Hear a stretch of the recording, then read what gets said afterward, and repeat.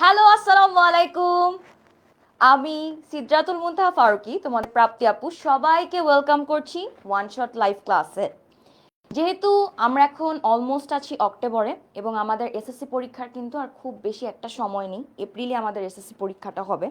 তো হাতে বলতে গেলে গোনা ঠিক 5 মাস আছে। এই 5 মাসের মধ্যে আমাদের প্রিপারেশনটা কিন্তু একদম টপ নচ হতে হবে যদি তুমি এ প্লাস কনফার্ম করতে চাও। আর এই এ প্লাস কনফার্ম করতে চাইলে কি করতে হবে বলো তো? অলরেডি তোমাদের সবারই প্রি টেস্ট পরীক্ষা হয়ে গিয়েছে, সামনে টেস্ট পরীক্ষা আছে এবং এরপরে কিন্তু তোমরা এসএসসিতে যে বসবে, এসএসসি এক্সামে যে বসবে। তো আমাদের প্রিপারেশনটা কিন্তু এখন থেকেই সেই ফুল স্পিডে শুরু করতে হবে। তো তোমাদের কি খবর? আমাকে ঠিকমতো শুনতে পাচ্ছ, দেখতে পাচ্ছ কিনা এবং স্ক্রিন ক্লিয়ার কিনা সেটা একটু আপুকে জানিয়ে দাও। আর কে কোন ডিস্ট্রিক্ট থেকে আমাদের আজকের এই ক্লাসটাতে জয়েন করেছে সেটা আপুকে একটু ঝটপট জানিয়ে দাও। অনেকেই জয়েন করে ফেলেছে, ঠিক আছে। যারা যারা সালাম দিচ্ছ সবাইকে ওয়ালাইকুম আসসালাম। কি অবস্থা সবার, কেমন আছো সবাই?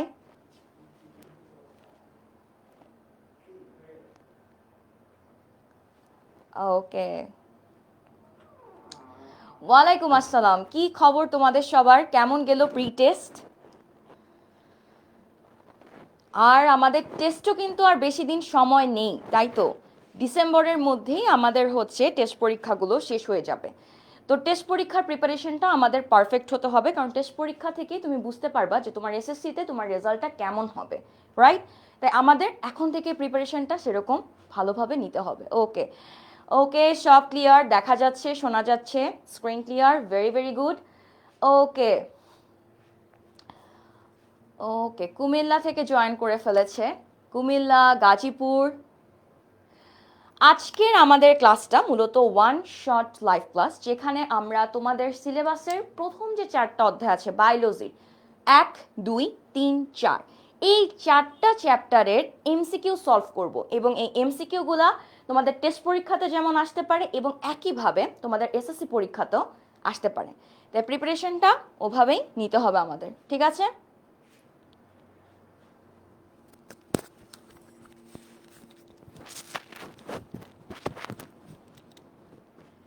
ওকে, গাজীপুর থেকে জয়েন করে ফেলেছে, কুমিল্লা থেকে, ব্রাহ্মণবাড়িয়া থেকে, সুনামগঞ্জ থেকে, অনেক অনেক দূরের জায়গা থেকে আমাদের সাথে জয়েন করে ফেলেছে। তোমাদের সবাইকে অনেক অনেক থ্যাংক ইউ ক্লাসটাতে জয়েন করার জন্য।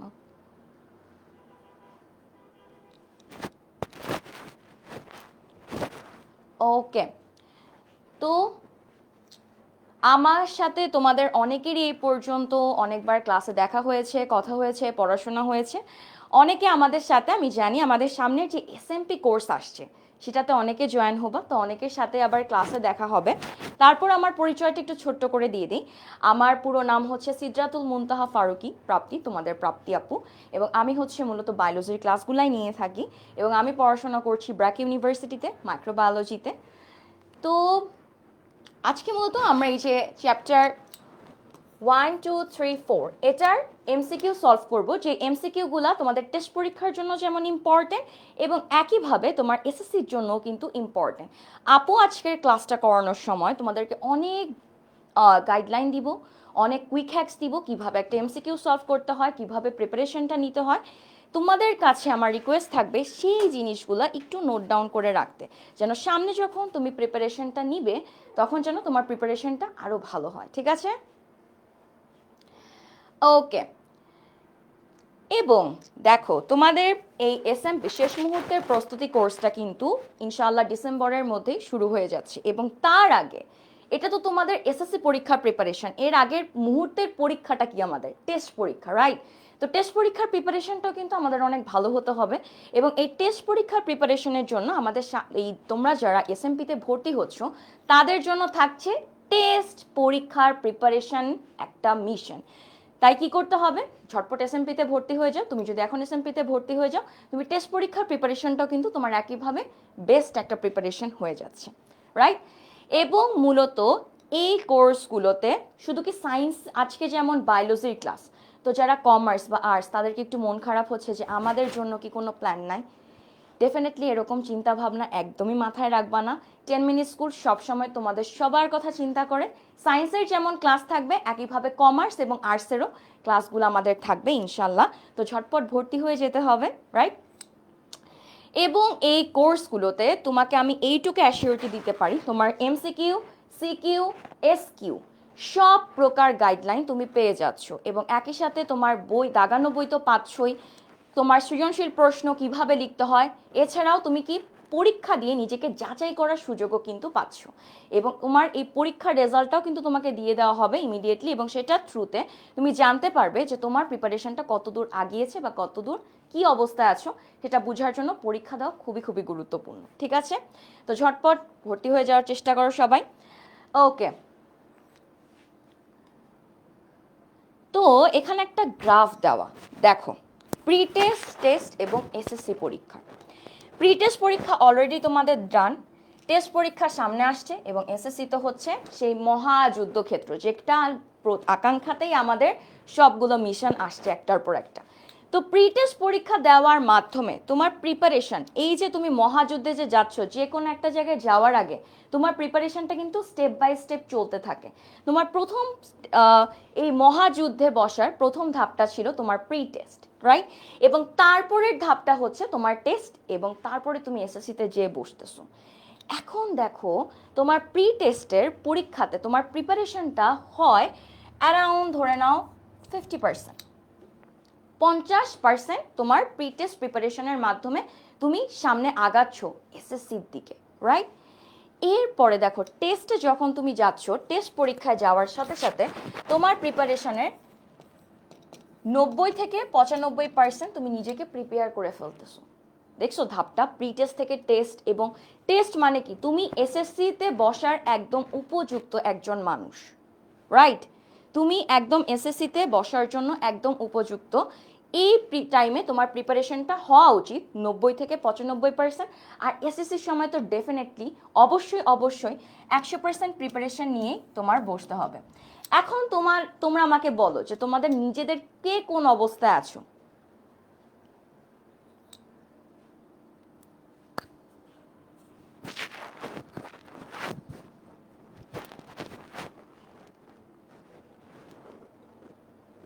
কে কোন অবস্থায় আছো, কি মনে হয়?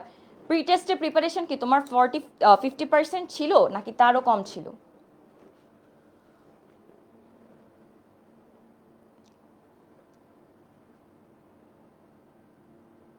ওকে, অনেকেই বলতেছে 50%, ভেরি ভেরি গুড। এখন অনেকেই এমন পজিশনে আছে যে যাদের ওই প্রিপারেশনটা প্রি টেস্টের সময় ছিল অনলি 20%। তাহলে দেখো তোমার হওয়া উচিত ছিল 50% তোমার প্রি টেস্টে, আর তার থেকে ঠিক 40% বাড়িয়ে তোমার যাওয়ার কথা ছিল টেস্টে। এই যে এই সময়ের গ্যাপটাতে তোমার এখন কি ভয় লাগতেছে ভিতরে যে এত খারাপ অবস্থা, আমি কিভাবে ভালো করব এসএসসি পরীক্ষায়, এরকম অনেক চিন্তা মাথায় আসে। তো এটার জন্য তোমাদের কি করতে হবে, পড়াশোনার তুমি যদি আগে 10 গুণ পড়তা, এখন পড়াশোনার পরিমাণটা বাড়াতে হবে 20 গুণ, সেইভাবে তোমার পড়াশোনাটা করতে হবে। এবং টেস্ট পরীক্ষার প্রিপারেশনের যত প্রকার গাইডলাইন তুমি পেতে চাও, সব কিছুই কিন্তু তুমি পেয়ে যাচ্ছ আমাদের এই টেস্ট পরীক্ষার প্রস্তুতি কোর্সটাতে, যেটা তোমরা যারা এসএমপি কোর্সে ভর্তি হবে তারা কিন্তু খুব সহজেই পেয়ে যাচ্ছ, এবং যেটার মাধ্যমে তুমি নিশ্চিত করতে পারতেছো তোমার প্রিপারেশনটা 90 থেকে 95%। তাই কি করতে হবে, ছটপট ভর্তি হয়েছে, এবং নিজের মধ্যেও পড়াশোনার ওরকম একটা প্রস্তুতি নাও বা একটা রুটিন বানাও যে কিভাবে আমি পড়বো। ঠিক আছে, ওকে। তো তোমাদের সিলেবাসে টোটাল 7টা চ্যাপ্টার, এসএসসি 26, এক হচ্ছে প্রথম অধ্যায় জীবন পাঠ, দ্বিতীয় অধ্যায় জীবকোষ ও টিস্যু, তৃতীয় অধ্যায় কোষ বিভাজন, চতুর্থ অধ্যায় জীবনী শক্তি, তারপরে কোনটা একাদশ অধ্যায় জীবের প্রজনন, দ্বাদশ অধ্যায় জীবের বংশগতি ও জৈব অভিব্যক্তি, এবং তারপরে সবশেষে হচ্ছে ত্রয়োদশ অধ্যায় যেটাতে হচ্ছে জীবের পরিবেশ। এখন এই চ্যাপ্টারগুলোর মধ্যে সিকিউ যেমন আসবে, এমসিকিউ আসবে। দেখো তোমাদের মধ্যে যে জিনিসটা থাকে, আরে পড়া তো কম হয়ে গেছে, তার মানে আমার প্রিপারেশনটা এখন কম এফোর্ট দিলেও হবে, এই চিন্তা যদি কেউ মাথায় রাখো, খুব ভুল পথে তুমি আসো। দেখো তোমার টিচার সিলেবাসটা কমায় ফেলছে মানে কি, তার প্রশ্ন করবে সে এই কয়টার মধ্যে, এখান থেকে তুমি কোনো কিছুই বাদ দিতে কিন্তু পারবা না। সবগুলা সম্পর্কেই তোমার 100% ভালো জ্ঞান থাকতে হবে, কেননা তোমার প্রশ্ন এই 7টা চ্যাপ্টারের যে কোনো জায়গা থেকে করতে পারে তো। তাই কি করতে হবে, তোমার ওই 7টা চ্যাপ্টার খুব ভালো মতো পড়তে হবে। এখন দেখো, সবসময় আমরা বায়োলজিতে যে জিনিসটা করি A to Z সব কিছু মানে একদম দেধারসে পড়াশোনা শুরু করি। এই জিনিসটা যদি করো, দেখো তোমার ব্রেনটার তো একটা ক্ষমতা আছে, তুমি যদি এই ব্রেনটাতে এমন একটা ভার চাপায় দাও যেটা সে নিতে পারে না, তখন কি তার মাথার মধ্যে কিছু থাকবে? তোমার মাথায় কিছু থাকবে? থাকবে তো না। তাই তোমার পড়াশোনাটা করতে হবে একটু স্ট্র্যাটেজিক্যালি, ঠিক আছে? ওকে, তার আগে বলে রাখি তোমাদের জন্য আজকের এই লাইভ ক্লাসটাতে আমার পক্ষ থেকে একটা সারপ্রাইজ আছে। সারপ্রাইজটা কি জানতে চাও? তোমাদের আজকের এই লাইভ ক্লাস এক তো উচিত নিজে একা ভালো করার থেকে বন্ধুরা সবাই মিলে ভালো করলে তো সবচেয়ে বেশি ভালো লাগে। তাই ক্লাসটা কিন্তু শেয়ার করে দিতে হবে এক। আর যদি আজকের শেয়ার 200+ ক্রস করে তাহলে ক্লাসের শেষে তোমাদের জন্য আমার পক্ষ থেকে একটা সুপার সাজেশন আছে। অ্যাটলিস্ট তোমাদের প্রিপারেশন যদি এখন 100 ভাগ থাকে, এই 200+ শেয়ারের মাধ্যমে আমি তোমাদেরকে যে সাজেশনটা দিব সেটার মাধ্যমে তোমার প্রিপারেশনটা 200% হয়ে যাবে, ঠিক আছে? 200% প্রিপারেশন যদি তুমি নিতে চাও বা নিজেকে ওইভাবে প্রস্তুত করতে চাও, তাই কি করতে হবে, আজকের এই লাইভ ক্লাসটা বেশি বেশি করে শেয়ার করে দিতে হবে, ঠিক আছে?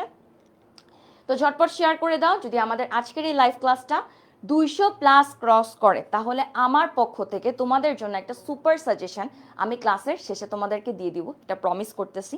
তো ঝটপট শেয়ার করে দাও, বন্ধুদের মধ্যেও শেয়ার করে দাও। বন্ধুদের মধ্যে একা ভালো করার থেকে বন্ধুরা সবাই মিলে ভালো করলে কি হয়, ওই আয়োজনটা ভালো করার যে আনন্দটা সেটা কিন্তু দ্বিগুণ হয়ে যায়। তাই সেটা যদি পেতে চাও ঝটপট শেয়ার করে দাও লাইভটা। যদি 200 ক্রস করে আমি তোমাদেরকে আজকে আমার পক্ষ থেকে এমন একটা সাজেশন দিব, যদি তোমার প্রিপারেশন 100% থাকে তাহলে সেই সাজেশনটা পাওয়ার পর তোমার প্রিপারেশন 200% হয়ে যাবে। তাই যদি পেতে চাও তাই ঝটপট কি করে দিতে হবে, শেয়ার করে দিতে হবে, ঠিক আছে? তো চলো আমরা আজকের ক্লাসটা শুরু করি। প্রথমে আমাদের এমসিকিউতে মার্কস কত? 25, তাই না? এখন তুমি যদি দেখো তোমার 75 নম্বর থাকে তোমার লিখিত এবং এই যে তোমার লিখিত পরীক্ষা মূলত, যেখানে তুমি প্রশ্নের উত্তর এবং এমসিকিউর অ্যান্সার করবে। বাকি যে 25 নম্বর থাকে সেটা ব্যবহারিক, সেটা বাদ দিচ্ছি আমরা। 75 নম্বরের মধ্যে একটা বিশাল অংশ জুড়ে কে থাকে? এমসিকিউ থাকে।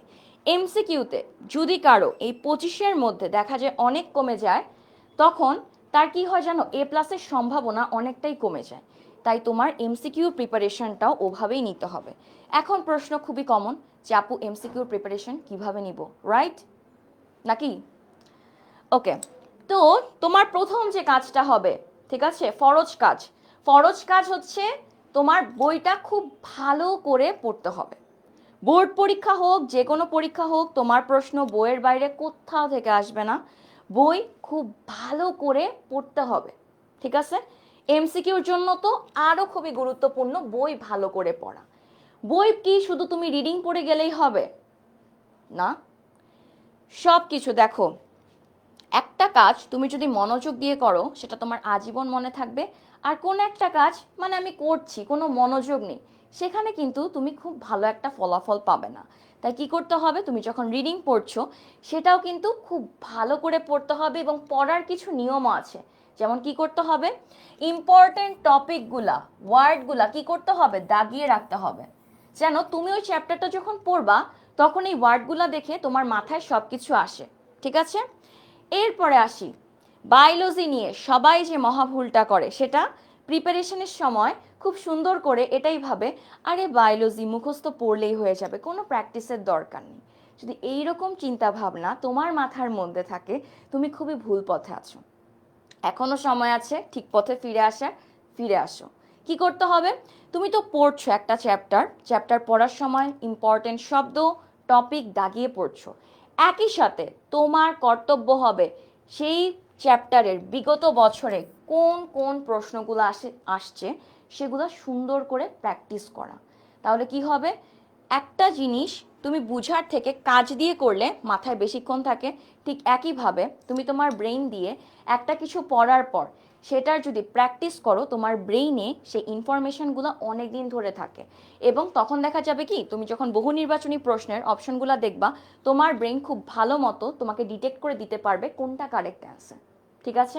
তাই এমসিকিউ পড়ার ক্ষেত্রে আমাদের এই স্ট্র্যাটেজিগুলো খুব সুন্দর মতো ফলো করতে হবে। 1 নাম্বার হচ্ছে ফরজ কাজ, মেইন বই খুব চমৎকারভাবে ভালোভাবে পড়া। 2 নাম্বার কাজ, বই শুধু রিডিং পড়লেই হবে না, আমার ইম্পর্টেন্ট ওয়ার্ড টপিক দাগিয়ে দাগিয়ে পড়তে হবে। 3 নাম্বার কাজ, যেটা আমি বলতে পারি আমাদের আজকের লাইভে যতজন আছে এর মধ্যে 50%ই যে কাজটা করে বায়োলজির এমসিকিউ প্র্যাকটিস করে না, এবং প্র্যাকটিস না করার জন্যই দেখা যায় পরীক্ষাতে যে তাদের এই যে এমসিকিউতে খুবই খারাপ নাম্বার চলে আসে। তাই এমসিকিউতে তুমি যদি 25-এ 25 কনফার্ম করতে চাও, কি করতে হবে? বেশি বেশি করে বিগত বছরের প্রশ্নগুলা প্র্যাকটিস করতে হবে। তো আমরা বুঝতে পারলাম কি কি কাজ করতে হবে।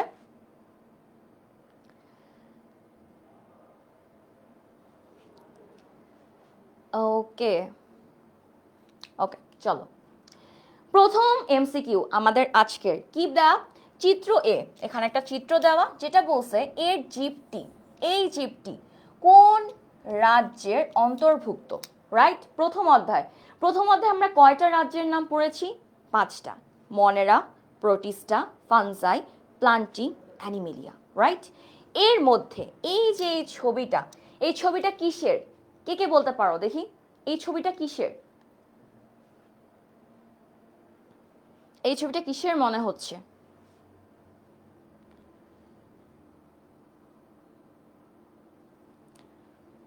এই ছবিটা মূলত হচ্ছে তোমার অ্যামিবা, তাই তো? এখন বলো তো, অ্যামিবা প্রকৃত কোষ নাকি অপ্রকৃত কোষ?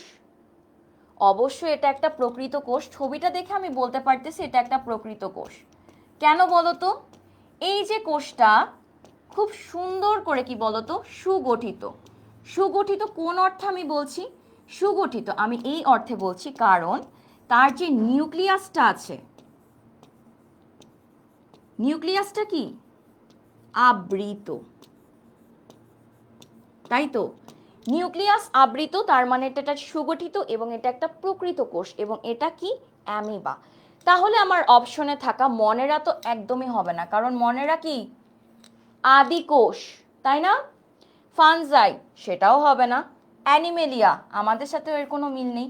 তাহলে পরীক্ষার হলে দেখা যাবে তুমি 2টা অপশনে কনফিউজ থাকবা, এক হচ্ছে ফানজাই, আরেকটা হচ্ছে প্রোটিস্টা। কিন্তু কারেক্ট অ্যান্সার কি বলতো? এখানে ফানজাই হবে না, কারেক্ট অ্যান্সার কি হবে? প্রোটিস্টা। এখন আমি তোমাদেরকে একটা ছন্দ দিব যেটার থ্রুতে তুমি মনে রাখতে পারো যে প্রোটিস্টার এক্সাম্পলগুলা কিরকম বা কিভাবে হতে পারে। ওকে, সেটা হচ্ছে, ছন্দটা আমরা সবাই একটু নোট করি।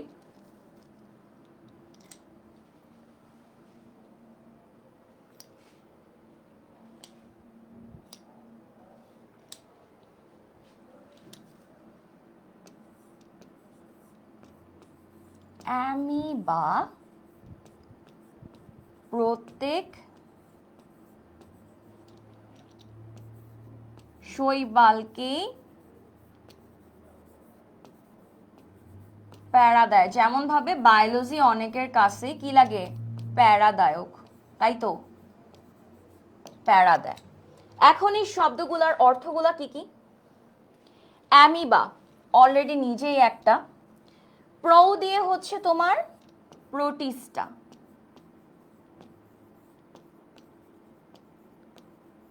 শৈবাল তো শৈবাল, প্যারা দিয়ে তোমার আসতেছে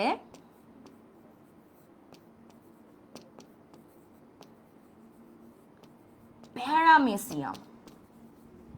এই ছন্দটা মনে রাখলে প্রোটিস্টার এক্সাম্পলে তোমার কোনো ভুলই হবে না। এই ছন্দটা জাস্ট এটা মনে রাখো, অ্যামিবা প্রত্যেক শৈবালকে কি করে? প্যারা দেয়।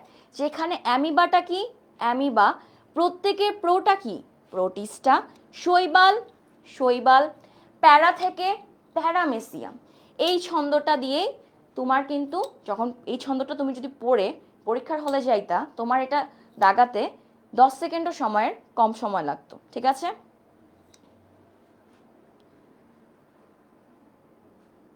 ওকে,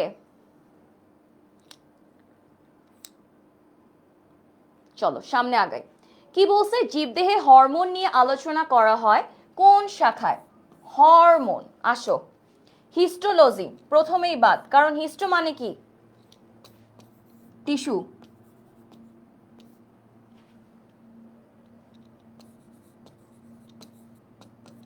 ইকোলজি,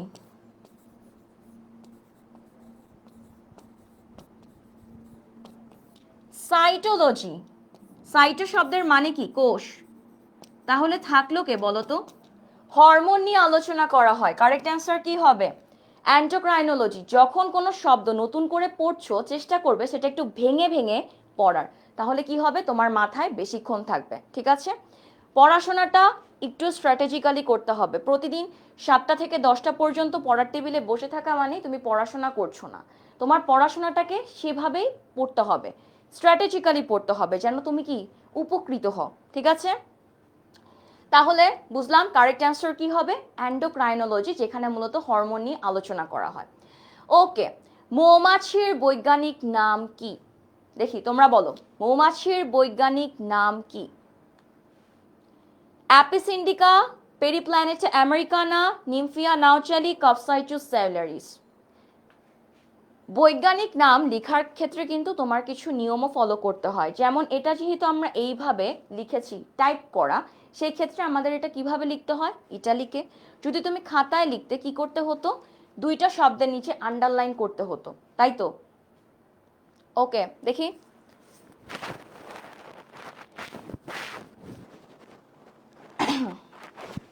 শেয়ারিং কিন্তু এখনো কম দেখছি।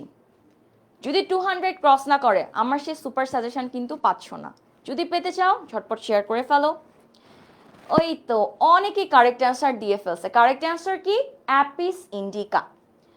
চলো, কোনটির দেহে মাইসেলিয়াম দ্বারা আবৃত? দেখো, এই যে এই জীবটার মধ্যে নিচে যে সাদা অংশগুলো দেখতে পাচ্ছ, যেটা মাটির নিচ পর্যন্ত বিস্তৃত, সেটাকে আমরা কি বলি জানো?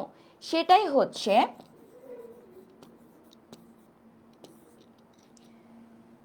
হচ্ছে আমাদের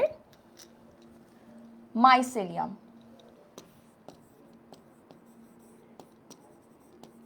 ওকে, এবার আমরা অপশনগুলোর দিকে তাকাই, দেখি কোনটার মধ্যে এটা যায়। প্যারামেসিয়াম হবে না, ডায়াটমও হবে না, কারণ এই দুইটা কি বলতো? এই দুইটা চলে যাচ্ছে আমাদের প্রোটিস্টাতে। ব্যাকটেরিয়াও হবে না, কারণ সে চলে যাচ্ছে কি? মনেরা গ্রুপে। তাহলে আমাদের কোনটির দেহ মাইসেলিয়াম দ্বারা আবৃত? এটার কারেক্ট অ্যান্সার কি হবে? কারেক্ট অ্যান্সার হবে এ, পেনিসিলিয়াম, ঠিক আছে? ওকে, পেঁয়াজের বৈজ্ঞানিক নামের গণ অংশ কি? দেখো, আমরা বৈজ্ঞানিক নামের দুইটা অংশ জানি, রাইট? একটা হচ্ছে গণ, আরেকটা কি? প্রজাতি, তাই তো? আমাকে জানতে চাচ্ছে যে পেঁয়াজ যে আছে, এই পেঁয়াজের বৈজ্ঞানিক নামের এই প্রথম অংশটা কি? গণ অংশটা কি? কি হবে দেখি? প্রথম অংশটা অবশ্যই কি হবে? অ্যালিয়াম। তারপরের অংশটা কি? সেপা, তাই তো? ওকে, আর্কিগোনিয়াট জীব কোনটি? আর্কিগোনিয়েট শব্দটার মানে হচ্ছে এটা উদ্ভিদের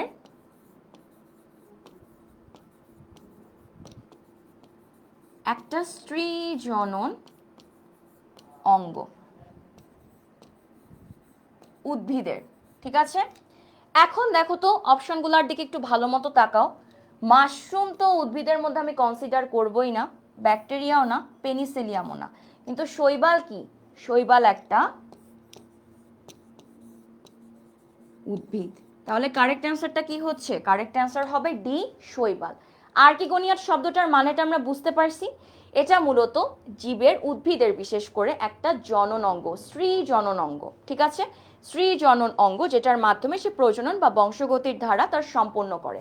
এখানের অপশনগুলোর মধ্যে প্রথম যে তিনটা ছিল সেই তিনটার একটা উদ্ভিদের ধারার মধ্যে পড়ছেই না। তাহলে কারেক্ট অ্যান্সার কি হবে? কারেক্ট অ্যান্সার হবে ডি, শৈবাল। ঠিক আছে, ওকে, চলো এবার এটার উত্তর দাও আমাকে। নিচের কোনটি প্রাণের বিকাশ নিয়ে আলোচনা করা হয়? প্রাণের বিকাশ, বিবর্তন, বলেই দিলাম বিবর্তন বিদ্যা।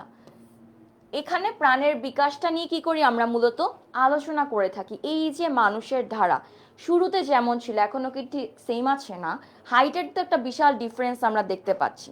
ঠিক একইভাবে এই যে এই জিনিসটা একটা জায়গা থেকে আরেকটা জায়গায় যে আসছে, এই ধারাটাই হচ্ছে বিবর্তন। এবং যেই শাখায় এটা নিয়ে আলোচনা আমরা করে থাকি সেটাকে আমরা কি বলি? সেটাকে আমরা বলি বিবর্তন বিদ্যা। ওকে, কোন অঙ্গাণুটি ব্যাকটেরিয়াতে উপস্থিত থাকে? প্রথম কথা, ব্যাকটেরিয়া কি? আদিকোষ। কেন আদিকোষ?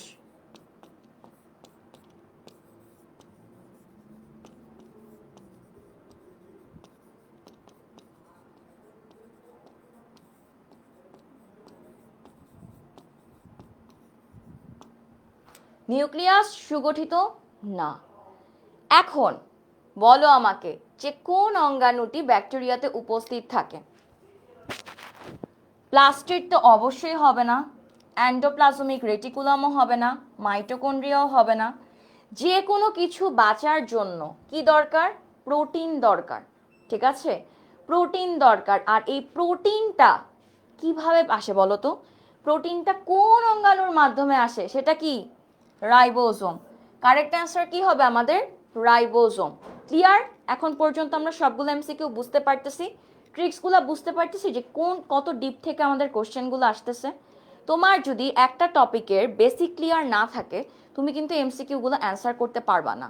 তো এখন থেকেই চেষ্টা করবা নতুন নতুন যে শব্দগুলো শিখতেছো, যেমন আর্গিকোনিয়েট একটা নতুন শব্দ ছিল, তুমি যদি এটা না জানতা যেটা এটা মূলত উদ্ভিদেই থাকে, তাহলে কি হয়তো বলো তো? অপশনগুলো দেখে তুমি অনেক কনফিউজড হয়ে যেতে যে আসলে এক্স্যাক্ট অ্যান্সার আমার কোনটা হচ্ছে। তাই আমাদের ওইভাবে করে ডিপে যে একটু গভীরে যে পড়াশোনাগুলো করতে হবে বুঝে বুঝে। ঠিক আছে, ওকে। জীবজগৎ সম্পর্কে সহজে এবং সুশৃঙ্খলভাবে আনতে সাহায্য করে কোনটি? কি মনে হয়? চারটা অপশন দেওয়া: taxonomy, entomology, physiology, genetics and genetics.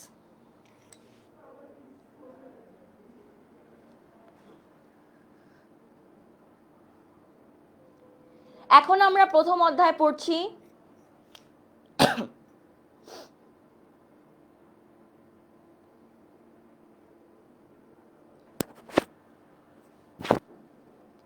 ওকে, কি মনে হয় এটার কারেক্ট অ্যান্সার কি হবে?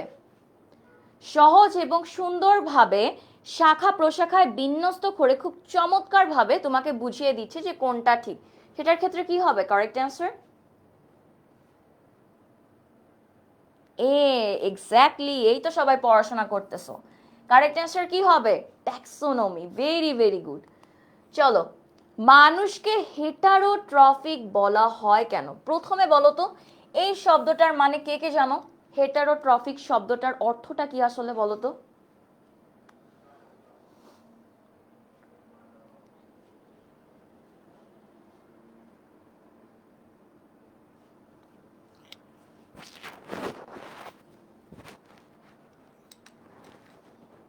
কারা কারা জানো হেটারোট্রফিকের মানেটা কি?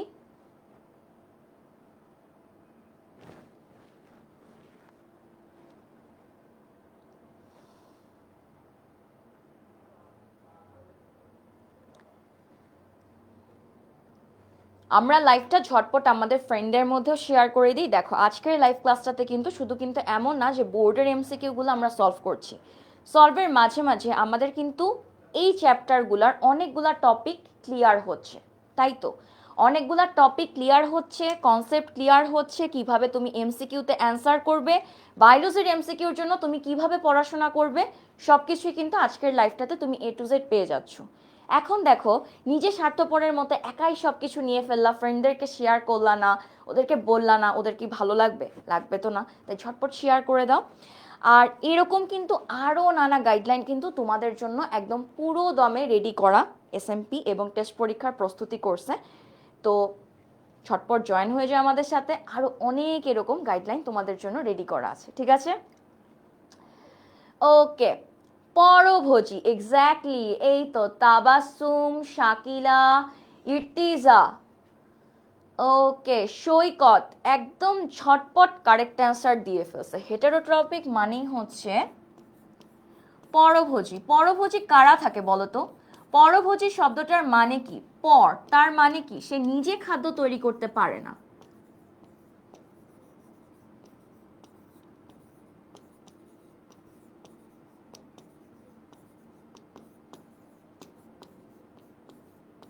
কেন পারে না? মানে নিজে রান্না করতে ইচ্ছা করে না, নিজের মধ্যে খাবার বানাতে ইচ্ছা করে না, তাই সে পারে না? না, খাবার তৈরি করতে পারে কারা? উদ্ভিদ। কেন উদ্ভিদ পারতেছে? উদ্ভিদ কোষের মধ্যে এমন একটা অঙ্গাণু থাকে যে সূর্যের আলোর সহায়তায় কার্বন ডাইঅক্সাইড নিয়ে খাবারটা প্রস্তুত করতে পারে। সে অঙ্গাণুটা কি বলতো? সে অঙ্গাণুটার, উদ্ভিদের থাকা অঙ্গাণুটার নাম হচ্ছে প্লাস্টিড। আমাদের মধ্যে কিন্তু প্লাস্টিড নেই। যদি প্লাস্টিড থাকতো কি হইতো বলতো? প্লাস্টিডের যে ক্লোরোফিল, ক্লোরোপ্লাস্ট, এটা থাকার কারণে ক্লোরোফিলের সহায়তা আমাদের কি হইতো? আমরা সবাই দেখতে এক একজনের গায়ের রং কি হয়ে যাইতো? সবুজ কালার হয়ে যাইতো, তাই তো? সবাই সবুজ রঙের হয়ে যাইতো। তাই কি হচ্ছে বলতো? আমাদের শরীরে কি নাই? প্লাস্টিড নেই। প্লাস্টিড নেই মানে কি? আমরা খাবার তৈরি করতে পারি না, এবং সেই কারণে আমরা কি? পরভোজী, যেটার ইংলিশ টার্ম কি? হেটারোট্রফিক। তাহলে কারেক্ট অ্যান্সার কি হবে? কোষে প্লাস্টিড অনুপস্থিত। দেখো, এখানে কিন্তু জাস্ট তোমার বুঝতে হবে যে কেন। এখান থেকে কিন্তু তোমার সিকিউর একটা প্রশ্ন দিয়ে দিতে পারতো অনুধাবনের। তাই এই কনসেপ্টটা ভালো মতো বুঝতে হবে, কেন আমাদেরকে হেটারোট্রফিক বা পরভোজী বলা হচ্ছে। শুধু কি নিজে খাবার তৈরি করতে পারতেছি না ওই কারণে? না, উদ্ভিদের মধ্যে থাকে প্লাস্টিড। সেই প্লাস্টিডের মধ্যে স্পেসিফিক কোন প্লাস্টিকটা? ক্লোরোপ্লাস্ট, সবুজ রঙের। কি করতে পারে? সূর্যের আলো নিতে পারে, নিয়ে নিয়ে কার্বন ডাইঅক্সাইডটা প্রস্তুত করে।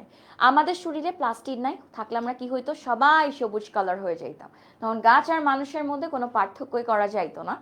তো এটাই তো, আমাদের শরীরে যেহেতু প্লাস্টিক নাই, তাই আমরা আমাদের খাবারটা তৈরি করতে পারতেছি না, আর এর জন্য আমরা পরভোজী বা হেটারোট্রফিক। ক্লিয়ার? ওকে, এবার জীববিজ্ঞানের কোন শাখায় যোগ্যতমের টিকে থাকা, তার মানে কি? এই যে একটা ধারা থেকে আরেকটা ধারায় আমরা যে আসছি, এই সময়টাকে আমরা কি বলি বলতো? এক প্রজন্ম থেকে আরেক প্রজন্মতে যে আসছে, এটাকে আমরা কি বলি? বিবর্তন, রাইট? এখন এই বিবর্তনের ইংলিশ টার্মটা কি বলতো আমাকে? বিবর্তনের ইংলিশ টার্ম কি? এখানে অপশনে থাকা এমব্রায়োলজি? না তো। হিস্টোলজি? আপু একটু আগেই বলছি হিস্টোলজি কখনোই হবে না, কারণ হিস্টোলজি মূলত কি, কি শব্দটাকে বলছে? হিস্টো মানে কি? আমি এটাকে কি নিয়ে আলোচনা করতেছি? টিস্যু নিয়ে। এটাও হবে না। প্যারাসাইটোলজি? প্যারাসাইটোলজি মানে কি? প্যারাসাইট মানে কি? পরভোজী, পরজীব। কি হবে তাহলে বলো তো? এভলিউশন। ইংলিশ টার্মগুলো আমাদের খুব ভালো করে পড়তে হবে। এই প্রথম অধ্যায়ে তুমি দেখবা অধ্যায়ের শুরুতে ভৌত জীববিজ্ঞান, ফলিত জীববিজ্ঞান নিয়ে অনেকগুলা তোমার পয়েন্ট আছে, সেগুলো ঠান্ডা মাথায় ইংলিশ টার্ম সহ সুন্দর করে পড়বা। এমসিকিউর জন্য খুবই গুরুত্বপূর্ণ। ওকে, প্রাণীকোষের কোন অঙ্গাণু প্রোটিন সংশ্লেষণের স্থান নির্ণয় করে? দেখো, একটা কথা সবসময় মনে রাখবা, পদে যা কিছু আছে সবকিছুই জীবনের সাথে খুবই রিলেটেড। প্রাণ, এখানে আসবে প্রোটোপ্লাজম,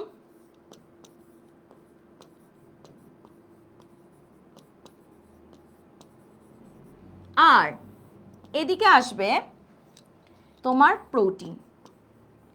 এই প্রোটোপ্লাজম এবং প্রোটিন প্রাণ রাখার জন্য খুবই গুরুত্বপূর্ণ। পদে যা কিছু থাকবে সেটাই কি? প্রাণ বা জীবনের সাথে খুব ভাবে রিলেটেড। এটা খুব ভালো মতো মনে রাখবা। তো প্রোটিনটা কোন অঙ্গাণু তৈরি করে বলো তো? প্রোটিনটার সংশ্লেষণ মানে তৈরি বা ভাঙা যা কিছুই বলি না কেন, কে নির্ধারণ করতেছে? রাইবোজোম। এই কনসেপ্টটা একটু ভালো মতো মাথায় রাখার চেষ্টা করবা, যে প্রাণ প, তার সাথে প্রোটোপ্লাজম আমরা দ্বিতীয় অধ্যায় যখন পড়ছিলাম একটা জিনিস মনে আছে, সরল টিস্যুর ক্ষেত্রে একটা টিস্যুকে আমরা বলছিলাম সেটার কোনো প্রাণ নাই। কেন বলছিলাম? তার মধ্যে কি ছিল না? প্রোটোপ্লাজম ছিল না। প্রোটোপ্লাজম খুব গুরুত্বপূর্ণ বেঁচে থাকার জন্য, বিশেষ করে প্রাণকোষের বা জীবকোষের। ওকে, আচ্ছা, তো এই ছিল আমাদের প্রথম অধ্যায় নিয়ে এমসিকিউ, যেগুলা বোর্ডে খুব বেশি পরিমাণে আসে এবং যেটার মাধ্যমে তোমরা বুঝতে পারতেছো যে কোন কোন এমসিকিউ গুলো আমাদের পরীক্ষাতে বেশি বেশি আসে। তো এবার আমি একটা ছোট্ট শর্টকাট দিয়ে দিচ্ছি যে আসলে আমাদের প্রথম অধ্যায় থেকে এমসিকিউর জন্য কোন কোন বিষয়ের দিকে মূলত খেয়াল রাখতে হবে। এটা একটু ভালো মতো নোট করে নাও।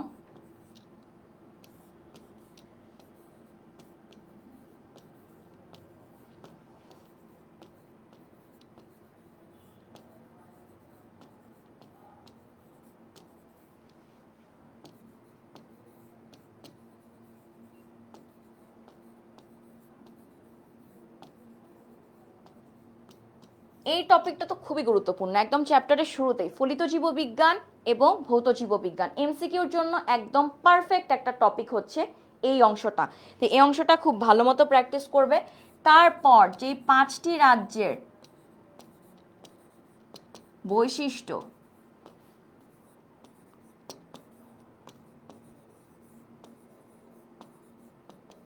খুব ভালো মতো পড়তে হবে। এবং শুধু কি সবগুলা বৈশিষ্ট্য আমি পড়বো না, এমন কিছু বৈশিষ্ট্য আছে যেটা মনেরাতে আছে কিন্তু প্রোটিস্টাতে নেই, তাই এই বৈশিষ্ট্যগুলা খুব ভালো মতো পড়তে হবে।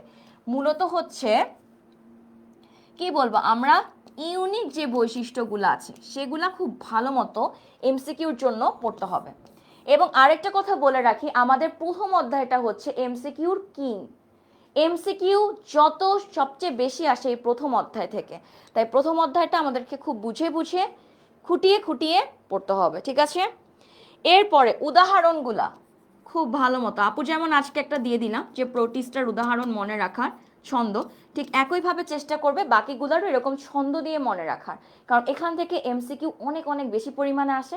তো এই এমসিকিউ গুলাতে দেখা যায় কি তুমি পড়ে যাচ্ছ ঠিক মতো, এবং সবাই যে কাজটা করো তোমরা কি করো, জীববিজ্ঞানের এমসিকিউ কোনো আমরা প্র্যাকটিস করব না, আমরা জাস্ট বই পড়ে যাবো, উফ আমি পেরে গেছি, আমি তো বস হয়ে গেছি বায়োলজি। এই চিন্তা থেকে বের হয়ে আসো, প্র্যাকটিস করো। প্র্যাকটিস করলে তুমি তোমার দুর্বলতার দিকগুলাও কিন্তু বের করে ফেলতে পারতেছো। তাই তোমার কি করতে হবে, একটা চ্যাপ্টার পড়ার পর একটু এমসিকিউ গুলাও প্র্যাকটিস করতে হবে, ঠিক আছে? উদাহরণ এরপরে খুবই মজার, সেটা কি বৈজ্ঞানিক নাম। তো প্রথম অধ্যায় যেটাকে আমরা বলতেছি আমাদের এমসিকিউ সেশনের কিং, এই এমসিকিউ সেশনের কিং থেকে তুমি যদি এমসিকিউতে ফুল প্রিপারেশন নিতে চাও তাহলে কোন কোন অংশের উপর তোমার ফোকাস রাখতে হবে সেগুলো হচ্ছে এই 4টা বিষয়।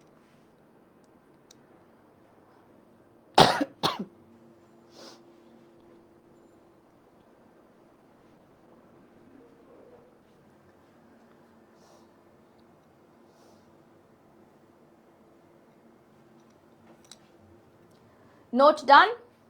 কেমন লাগলো এই নোটটা? এমসিকিউ যে কোন কোন টপিকগুলোতে আমার মেইন ফোকাস রাখতে প্রিপারেশন নিচ্ছি প্রথম অধ্যায়, ঠিক আছে? ওকে,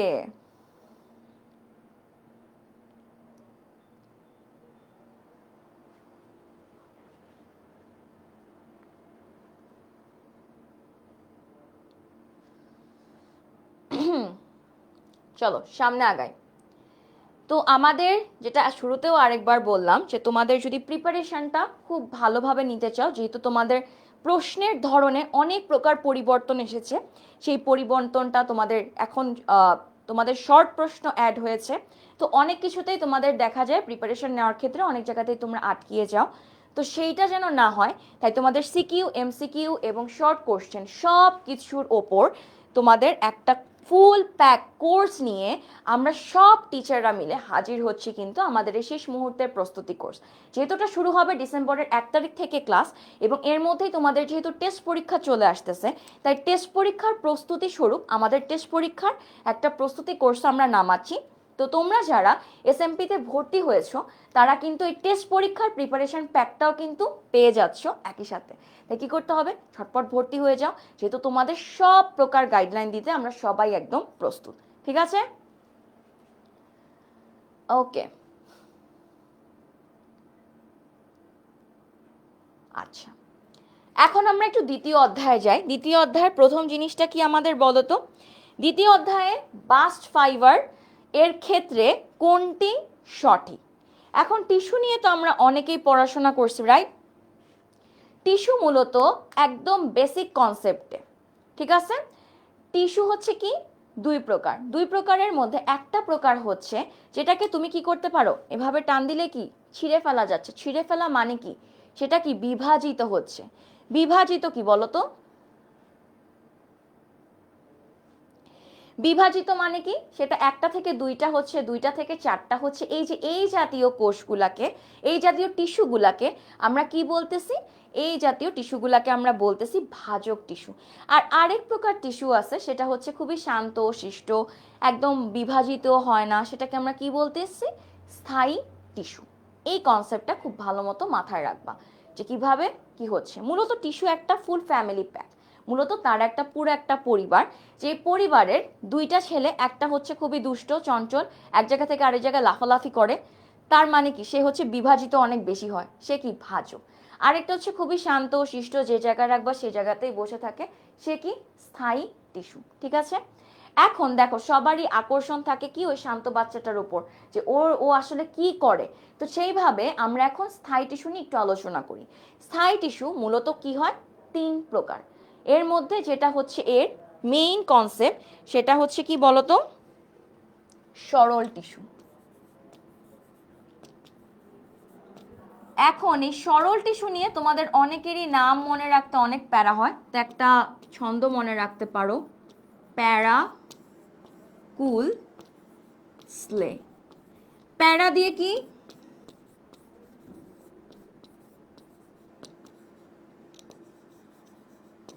প্যারেনকাইমা, কুল দিয়ে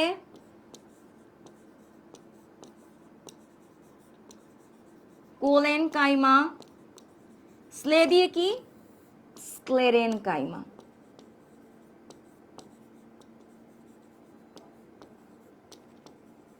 ঠিক আছে? এই ছন্দটা দিয়ে সরল টিস্যুর নামগুলা খুব পারফেক্টলি তোমরা মনে রাখতে পারো, এটার একটা নোটটা নিয়ে নিতে পারো। ওকে,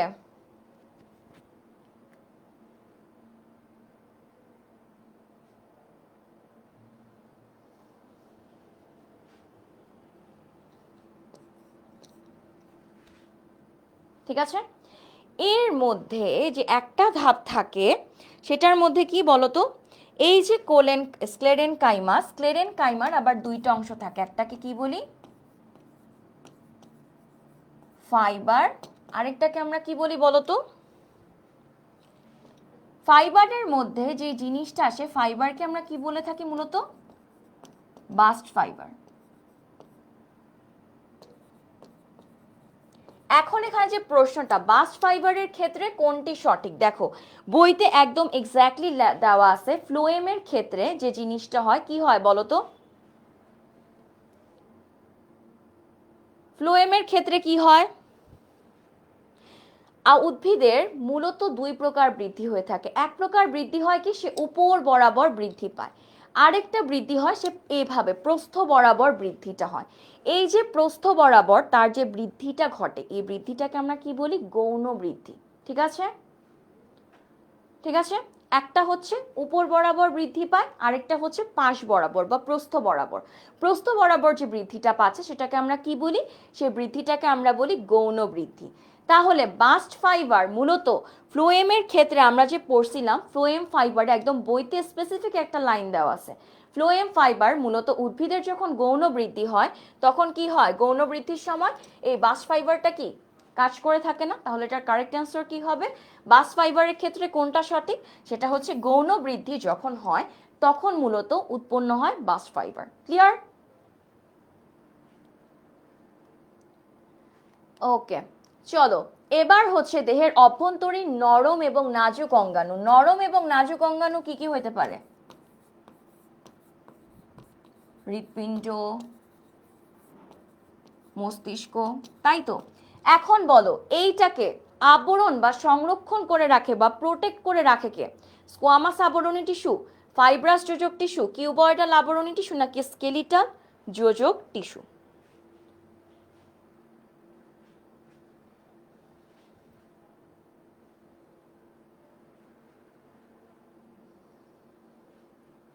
অবশ্যই হবে। এটার কারেক্ট অ্যান্সার কি?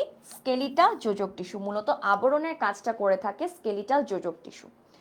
আচ্ছা, কোনটিতে ফ্লোয়েম প্যারেনকাইমা আছে? এখানে একটা সুন্দর চমৎকার লাইন আছে, সেটা কি বলতো?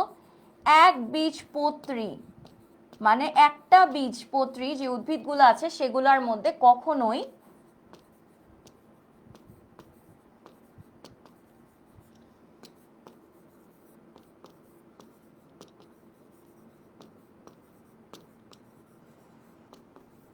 নেই। তাহলে অপশনের দিকে এই লাইনটা থেকেই মূলত এই প্রশ্নটা করা হয়েছে, ঠিক আছে? তো দেখতেছো বইয়ের কোন কোন লাইন থেকে কিভাবে প্রশ্নগুলো আসতেছে, এটা একটু মাথায় রাখতে হবে। কি দেওয়া আছে? যে মূলত একবীজপত্রীতে কি থাকে না, ফ্লোয়েম প্যারেনকাইমা নেই। এখন দেখো গম, নারিকেল, ধান, এই তিনটাই মূলত হচ্ছে আমাদের একবীজপত্রী উদ্ভিদ। তাহলে কারেক্ট অ্যান্সার কি হবে? কারেক্ট অ্যান্সার হবে ফ্লোয়েম প্যারেনকাইমা আছে আমে, কারণ আম কি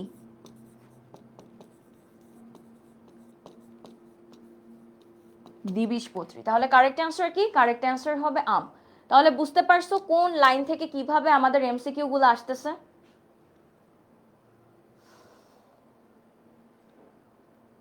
ক্লিয়ার সবার এই কনসেপ্টটা? বইয়ে এরকম খুঁটিনাটি অনেক ছোট ছোট লাইন থাকে যেগুলো থেকে এভাবে একটু ঘুরিয়ে পেঁচিয়ে প্রশ্ন আসে, তাই বইটা খুব ভালো মতো পড়তে হবে। এবং দ্বিতীয় চ্যাপ্টারে অনেকগুলা ইনফরমেশনই আছে, বাট এমসিকিউ গুলা মূলত টিস্যুর অংশ থেকে অনেক বেশি পরিমাণে আছে, ঠিক আছে? ওকে, চলো 16 নাম্বারে যাই। শরীরের অবস্থান ভেদে বিভিন্ন কাজ করে কোন কোষ? অস্থি, ত্বকীয়, রক্ত, স্নায়ু। কি হবে কারেক্ট অ্যান্সার? দেখি ঝটপট বলো কমেন্ট আপুকে।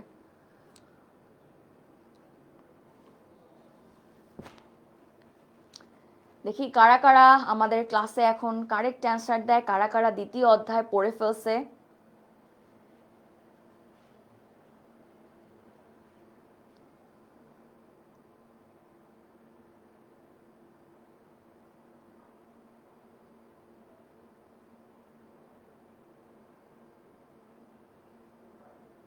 ওকে,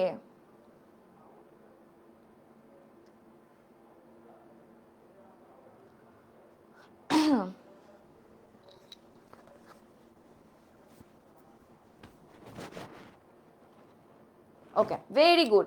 অনেকেই কারেক্ট অ্যান্সার দিয়ে ফেলছে। অবশ্যই আমাদের কি বলছে, শরীরের অবস্থান ভেদে বিভিন্ন কোষ বিভিন্ন কাজ করে কোন কোষটা? মনে করো তোমার স্নায়ুর যে ব্যাপারটা থাকে, এক জায়গা থেকে আরেক জায়গায় সিগন্যাল যাওয়া আসার যে ব্যাপারটা থাকে, সেটা নিয়ন্ত্রণ করতেছে কে? তোমার স্নায়ু কোষ, তাই তো? তাহলে এটার কারেক্ট অ্যান্সার কি হচ্ছে? Option D. Collenchyma tissue কোন গাছে দৃঢ়তা প্রদান করে? কোলেন কাইমা মূলত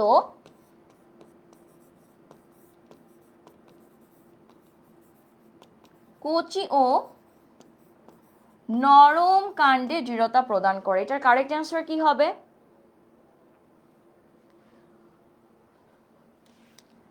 মরিচ হবে না, পাট হবে না, বেগুন হবে না, কারেক্ট অ্যান্সার কি হবে? লাউ। আমাদের বইতে দুইটা এক্সাম্পল দেওয়া ছিল এখানে, কি কি? একটা ছিল কুমড়া, তাই তো? এখন কুমড়ার সাথে লাউয়ের যে কাণ্ডটা সেটা কিন্তু দেখতে অনেকটাই একই রকম, তাই তো? এই কারণে এটা কি হবে? কোলেনকাইমা টিস্যু কোন উদ্ভিদের মধ্যে মূলত দেখা যায়? সেটা হচ্ছে লাউয়ের মধ্যে আমরা দেখতে পারি। ওকে, দৃঢ়তা প্রদান করার যে কাজটা। এবার দেখো নিম্নের কোনটি প্রাণী কোষে বিদ্যমান? এমন একটা জিনিস যেটা আমাদের কোষে থাকে কিন্তু উদ্ভিদ কোষে থাকে না। যেমন আমরা একটু আগে যখন পড়াশোনা করলাম আমরা কি বললাম? প্লাস্টিক উদ্ভিদে থাকে, আমাদের থাকে না। কিন্তু আমাদের মধ্যেও এমন একটা জিনিস আছে যেটা আমাদের আছে কিন্তু উদ্ভিদের নেই, ঠিক আছে? কি সেটা? ক্রোমোপ্লাস্ট, কোষ প্রাচীর। ক্রোমোপ্লাস্ট তো হবেই না, আমাদের তো প্লাস্টিড নেই। কোষ প্রাচীরও আমাদের নেই। ক্লোরোপ্লাস্ট, সেটাও হবে না প্লাস্টিক। কারেক্ট অ্যান্সার কি হবে? সেন্ট্রোজোম। এই যে দেখো সেন্ট্রোজোম, কেন সেন্ট্রোজোমের গুরুত্ব এত বেশি? কারণ সেন্ট্রোজোম কি বলতো, আমাদের কোষ বিভাজনের যে কাজটা সেটা করতে খুবই হেল্প করে, ঠিক আছে? কোষ বিভাজনের কাজে খুবই হেল্প করে আমাদের সেন্ট্রোজোম। এই জিনিসগুলা মাথায় রাখতে হবে, এই জিনিসটা মূলত প্রাণী কোষে থেকে থাকে, ঠিক আছে? ওকে, কেন্দ্রিকা অনুপস্থিত থাকে কোন কোষে? এটা খুবই কমন একটা এমসিকিউ, যে কেন্দ্রিকা বলতে আসলে কাকে বোঝানো হচ্ছে? নিউক্লিয়াসকে। নিউক্লিয়াস নেই কোন কোষের মধ্যে? ট্রাকিড, কি মনে হয়? ট্রাকিড তো হবে না। সঙ্গী কোষ, পরিণত সঙ্গী কোষ, কি মনে হচ্ছে? সিফ কোষ, কি মনে হচ্ছে? এই দুইটা শব্দ সঙ্গী কোষ, সিফ কোষ একটু একটু পরিচিতি লাগতেছে যে হয়তো বা নিউক্লিয়াস এই দুইটার মধ্যে একটাতেই ছিল, রাইট? সেন্ট্রোজোমও হবে না। পরীক্ষার হলে এরকম সিচুয়েশনে তো আমরা অনেক সময় পড়ি, তাই না? যে মনে হয় আচ্ছা সঙ্গী কোষ ছিল না সিফ কোষ ছিল, কোনটা হবে কারেক্ট অ্যান্সার। এই সিচুয়েশনগুলা তুমি যদি কি করতে চাও, অ্যাভয়েড করতে চাও, তাই বইয়ের লাইন টু লাইন রিডিং পড়তে হবে এবং একটু বুঝে বুঝে পড়তে হবে। পরিণত সিপ কোষে কোনো নিউক্লিয়াস থাকে না, কারণ পরিণত সিপ কোষগুলো আসলে কাহিনীটা কি হয়, পরিণত সিপ কোষগুলা একটার পর একটা এভাবে বসে বসে আমাদের কি তৈরি করে বলো তো?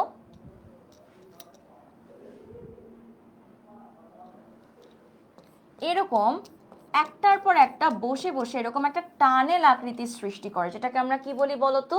সিফ নল, তাই তো?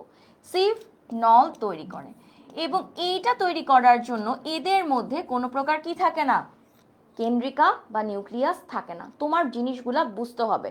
যখন তুমি একটা কিছু বুঝে বুঝে পড়বা মাথায় অনেক দিন থাকবে, যদি এমনি পড়ে যাও মাথায় কিন্তু বেশিক্ষণ থাকবে না, ঠিক আছে? আর আমি দেখতে পাচ্ছি এখনো আমাদের শেয়ারের পরিমাণ খুবই কম, তো আমার মনে হচ্ছে তোমরা হয়তোবা যে সুপার সাজেশনটা আজকে দেওয়ার কথা ছিল সেটা হয়তোবা তোমাদেরকে দিতে পারবো না। তো দেখা যাক লাস্ট অব্দি কি হয়, সিচুয়েশন চেঞ্জও হয়ে যেতে পারে, প্লট টুইস্টও হতে পারে, তো দেখা যাক। শেয়ার যদি বেশি বেশি করে ফেলো তাহলে পেয়ে যাবা তোমাদের সুপার সাজেশনটা, যেটা আপু রেডি করে নিয়ে আসছি তোমাদের গিফট হিসেবে, সারপ্রাইজ হিসেবে। ওকে,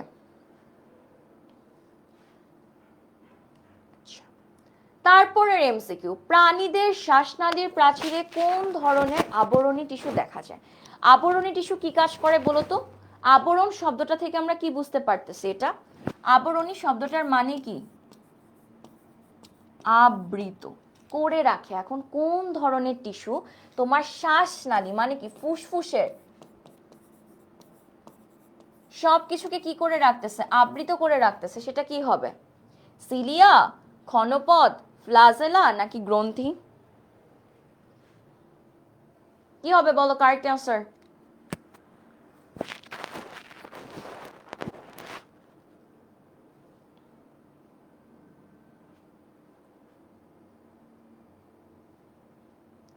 কারেক্ট অ্যান্সার হবে সিলিয়া যুক্ত। এই পার্টটা খুব ভালো মতো মনে রাখবা, তিনটা কি চারটা পয়েন্ট আবরণী টিস্যুর থেকে আছে, সেগুলো খুব ভালো মতো মনে রাখতে হবে, এমসিকিউর জন্য খুবই খুবই গুরুত্বপূর্ণ। ওকে, ঐচ্ছিক পেশি টিস্যুর ক্ষেত্রে নিচের কোনটি প্রযোজ্য? ঐচ্ছিক শব্দটার মানে কি? ইচ্ছা অনুযায়ী কাজ করতে পারতেছো, নিজের মতো হাত এরকম এরকম করতে পারতেছো, তাই তো? নিজের ইচ্ছা অনুযায়ী করতে পারতেছো। এখন এই জিনিসটা করতে তোমার কি কাজ করতে বেশি সময় লাগতেছে নাকি কম সময় লাগতেছে? একটু আপুকে বলো তো।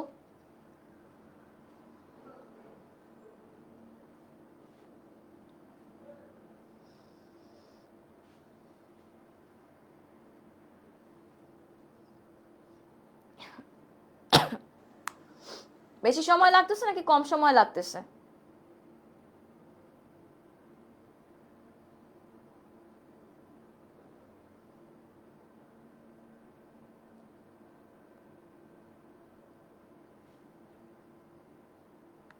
সবার কি এমসিকিউ করতে করতে ব্রেইন কি স্টপ হয়ে গেল নাকি?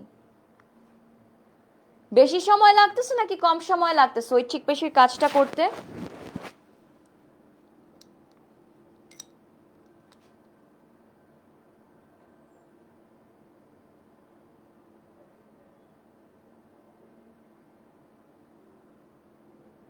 ওকে, তাহলে কি কম সময় লাগতেছে। এখন আমরা এমসিকিউ সলভের ক্ষেত্রে প্রথমে আমরা প্রশ্নটা পড়বো, দ্বিতীয়ত আমরা একটু অপশনগুলো দেখব।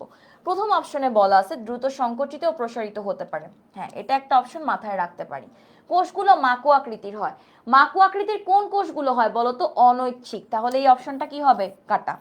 ইন্টারক্যালেটেড ডিস্ক থাকে, ইন্টারক্যালেটেড ডিস্ক থাকে কোন পেশিতে বলো তো? হৃদ পেশিতে। প্রধানত অভ্যন্তরীণ অঙ্গ সঞ্চালন, অভ্যন্তরীণ অঙ্গ সঞ্চালন বলতে কি? হৃৎপিণ্ড, হৃৎপিণ্ডের ভিতর কোন পেশিটা মূলত থাকে? হৃৎপেশি, তাই এটাও কাটা। কারেক্ট অ্যান্সার কি হবে? দ্রুত সংকুচিত এবং প্রসারিত করতে পারতেছি, তাই তো? পরিণত অবস্থায় কোনটিতে নিউক্লিয়াস থাকে না? এটার উত্তর তো তোমরাই দিবা আমাকে, বলো দেখি কারা কারা এটার কারেক্ট অ্যান্সার দিতে পারে।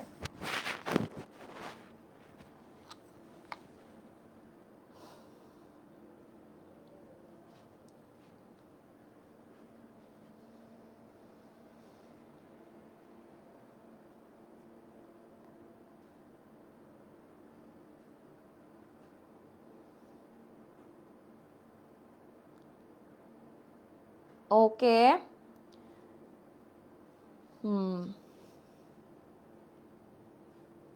আরেকটু আমরা চিন্তা করি। ওকে, ফাতেমা, কে, শোয়েব, মিমি, মেহজাবিন, জান্নাত, দাউদ, শোয়েব, ফাতেমা একদম কারেক্ট অ্যান্সার দিছে। কারেক্ট অ্যান্সার কি হবে? কারেক্ট অ্যান্সার হবে সিফ কোষ। সেটা আপু একটু আগে তোমাদেরকে পড়াইছি। এবং কেন বলছিলাম বলো তো, সিফ কোষে কেন নিউক্লিয়াস থাকতেছিল না? কারণ সেটা একটার পর একটা মিলে মিলে একটা সিভ নল তৈরি করে। ঠিক আছে? রক্ত রসে জৈব এবং অজৈব পদার্থের পরিমাণ কতটুকু থাকে? আসো, এটার একটা হিসাব নিকাশ আছে। প্রথমেই শব্দটা কি? রস। রস মানে কি? পানীয়। এই পানিটার পরিমাণটা মূলত থাকে 91 থেকে 92%, 100%-এর মধ্যে। তাহলে রক্তরসের মধ্যে পানির পরিমাণই যদি 91 থেকে 92% থাকে, তাহলে বাকি সবকিছু আর কি থাকবে বলতো? বাকি অংশতে কি থাকে? মূলত এই জৈব এবং অজৈব অংশটাই থাকে। তাহলে এটার কারেক্ট অ্যান্সার কি হবে? 8 থেকে 9%। বুঝে বুঝে পড়ো জিনিসগুলা, বারবার বলতেছি বুঝে বুঝে এমসিকিউ সলভ করতে হবে। ফটাফট উত্তর, যেমন এটার ক্ষেত্রে মেজরিটি দেখাবে 10 থেকে 12%, এটা আমি গ্যারান্টি দিয়ে বলতেছি। কারণ দেখেই অপশনটাকে খুব মানে ভালো মনের মতো একটা অপশন লাগে এই অপশন বিটাকে। কিন্তু আসল ঘটনা কি? রক্তরস মানে কি? পানীয়র পরিমাণ বেশি। পানির পরিমাণ কত থাকে? 91 থেকে 92%। তাহলে 100-র মধ্যে 91 থেকে 92 আমি যদি বাদ দিই, থাকে কি? 8 থেকে 9%। এবং সে অংশ জুড়ে কি থাকে? জৈব এবং অজৈব পদার্থ। কোনটি প্লাস্টিড নয়?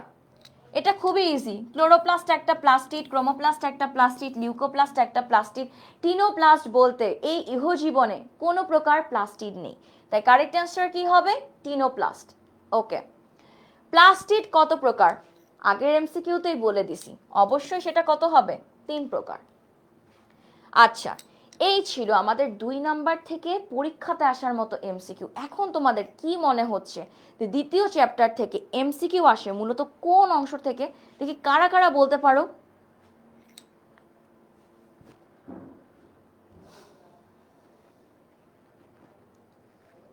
কারা কারা বলতে পারতেছো?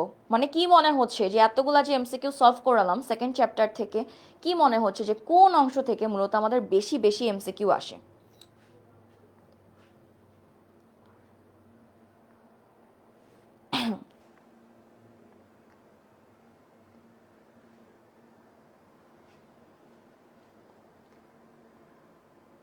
টিস্যু। এই যে অর্ণব একদম কারেক্ট পজিশনে, ও একদম ঠিক কথা বলছে। কি কোনটা থেকে আমাদের বেশি আসে? টিস্যু থেকে। টিস্যু থেকে আমাদের এমসিকিউটা খুব খুব বেশি পরিমাণে আসে। এবং একই সাথে এই যে প্রাণী কোষ বা উদ্ভিদ কোষের মধ্যে যে পার্থক্যটা, সেটাও খুবই গুরুত্বপূর্ণ।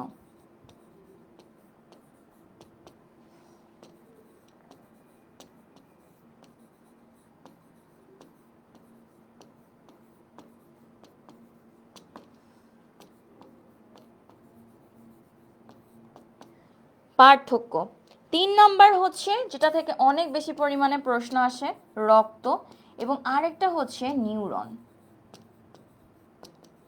ঠিক আছে? এই টপিকগুলা থেকে দ্বিতীয় চ্যাপ্টার থেকে অনেক অনেক বেশি পরিমাণে তোমার এমসিকিউ আসে।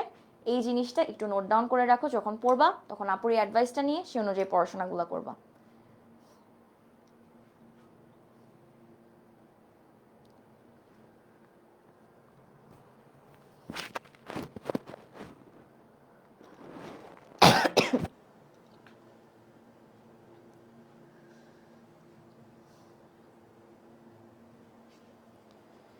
এই যে নীল একটা চমৎকার উত্তর দিয়ে ফেলছে। মাইটোকন্ড্রিয়া থেকেও কিন্তু আমাদের প্রশ্ন আসে, তবে এমসিকিউটা আসে একটু কম। তারপরও এমসিকিউর জন্য খুবই গুরুত্বপূর্ণ মাইটোকন্ড্রিয়া। ঠিক আছে?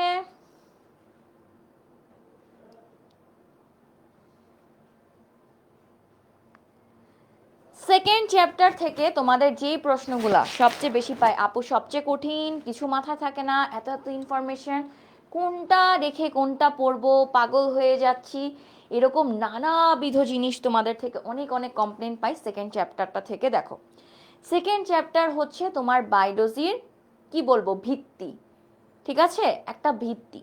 সেই ভিত্তিটার মধ্যে অনেক কিছু থাকবে, ঠিক আছে। আর তোমার টপিকটার নাম কি, জীবকোষ ও টিস্যু, তুমি কোষ নিয়ে পড়তেছো, টিস্যু নিয়ে পড়তেছো, এটার বিভিন্ন প্রকারভেদ থাকবে। আমি বলবো যে তুমি একটু আগ্রহ নিয়ে একটু মজা মজা করে পড়তে থাকো, তাহলে দেখা যাবে বোরিং যে ভাবটা থাকে, বোরিং যে পার্টটা থাকে এই অধ্যায়, সেটা কিন্তু দূর হয়ে যাবে, ঠিক আছে। একটু বুঝে বুঝে পড়তে থাকো, দেখবা প্রবলেমগুলো সলভ হয়ে গেছে। আর তোমাদের খুব একটা বেশি কিন্তু অত বেশিও কিন্তু আসে না, যেমন তোমাদের এমসিকিউর জন্য টিস্যু খুবই পারফেক্ট একটা টপিক, কোশ্চেন বানানোর জন্য খুব বেশি আসে। আরেকটা আসে উদ্ভিদ কোষ এবং প্রাণী কোষের মধ্যে পার্থক্য থেকে, রক্ত, নিউরন, মাইটোকন্ড্রিয়া, তারপর তোমাদের হচ্ছে নিউক্লিয়াস থেকে মূলত সিকিউ অনেক বেশি আসে। তোমাদের সিকিউর যে প্রশ্নগুলো আসে সেগুলো নিউক্লিয়াস থেকে অনেক বেশি আসে, নিউরন থেকেও আসে, মাইটোকন্ড্রিয়া থেকেও আসে, প্লাস্টিড থেকেও আসে। এই জিনিসগুলো ভালো মতো পড়বা। তারপর পেশি থেকে সিকিউর জন্য অনেক অনেক প্রশ্ন আসে, তো এগুলা তোমার বুঝে বুঝে পড়তে হবে। এমসিকিউর জন্য কোনগুলা কিভাবে পড়তে হবে আর সিকিউর জন্য কিভাবে পড়তে হবে। সিকিউতে মূলত তুমি একটা প্রশ্নের অ্যান্সার লিখতেছো, তাই তোমার প্রিপারেশনটাও কি ওভাবে লিখতে হবে, একটা টপিকের কোন কোন পার্টগুলো বেশি ইম্পর্টেন্ট সেগুলো মার্ক করে করে বুঝে বুঝে মনে রেখে রেখে পড়তে হবে। এমসিকিউর জন্য তোমার কনসেপ্টটা খুব ভালো মতো ক্লিয়ার রাখতে হবে, ঠিক আছে। ওকে, চলো এবার সামনের দিকে একটু আগাই। আর আরেকটা হচ্ছে তোমাদের তো আমরা এসএমপিতে সিকিউর সাজেশন দিব অলরেডি বলে ফেলছি, এমসিকিউর সাজেশন দিব বলে ফেলছি, শর্ট কোশ্চেনের সাজেশন দিব বলে ফেলছি। আরেকটা জিনিস আমি এখান থেকে মিস করে গেছি, তোমাদেরকে আমরা শুধু এখানে যে ক্লাসগুলো করাবো সেটাই না, সাজেশন দিব সেটাই না, তোমাদেরকে পুরো দমে একটা প্র্যাকটিসের উপর রাখা হবে। পুরোটা সেশনে তোমাদেরকে বিগত বছরের বোর্ড প্রশ্ন, বিশেষ করে 18, 19, 24, 25 সালের যে বোর্ড প্রশ্নগুলো আছে সেই বোর্ড প্রশ্নগুলো প্র্যাকটিস করানো হবে, এবং প্র্যাকটিস করানোর মাঝে মাঝে তোমাদেরকে বলা হবে যে আসলে বোর্ডের প্রশ্নগুলো এই টপিক থেকে যেহেতু এইভাবে আসে, তাই তোমার পড়তে হবে কিভাবে। তাই তুমি যদি এই ধরনের সাজেশন পেতে চাও তাহলেও কি মাথা ঠান্ডা রেখে এই আমাদের যে এসএমপি কোর্সটাতে আছে জয়েন হয়ে যেতে হবে, ঠিক আছে। ওকে, এবার আসি তৃতীয় অধ্যায়।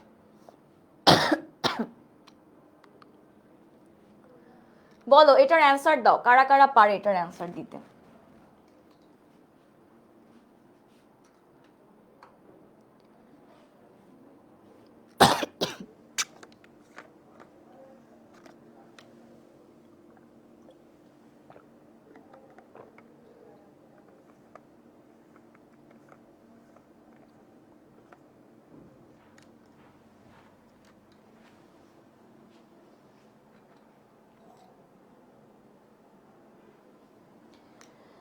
তোমাদের এসএমপির যে মূলত ক্লাসটা সেটা ডিসেম্বর থেকে শুরু হবে, কিন্তু তার আগে তোমাদের তো টেস্ট পরীক্ষাও আছে, টেস্ট পরীক্ষাতেও ভালো রেজাল্ট করতে হবে, টেস্ট পরীক্ষাতে একটা সেরা প্রিপারেশন নিতে হবে। তো সেটার কিন্তু প্রস্তুতি কোর্স, টেস্ট পরীক্ষার প্রস্তুতি কোর্সটাও কিন্তু শুরু হয়ে যাচ্ছে, এবং তোমরা যারা এসএমপিতে ভর্তি হবা তারা কিন্তু টেস্ট পরীক্ষার যে প্রস্তুতি কোর্স আছে সেটাও কিন্তু পেয়ে যাচ্ছ, ঠিক আছে।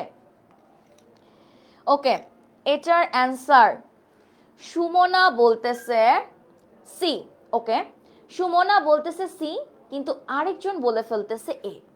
এখানে একটা ঝামেলা হয়, একটা জিনিস সবসময় মনে রাখবা,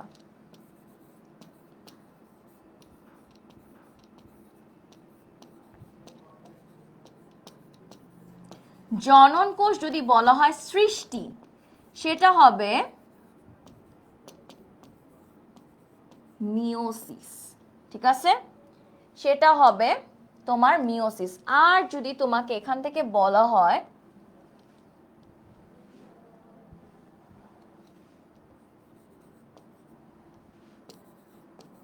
জনন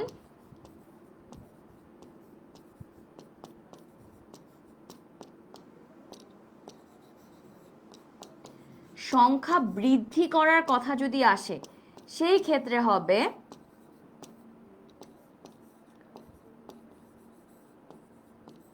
মাইটোসিস। তোমার প্রশ্নটাতে এখন কি চাচ্ছে বলো তো,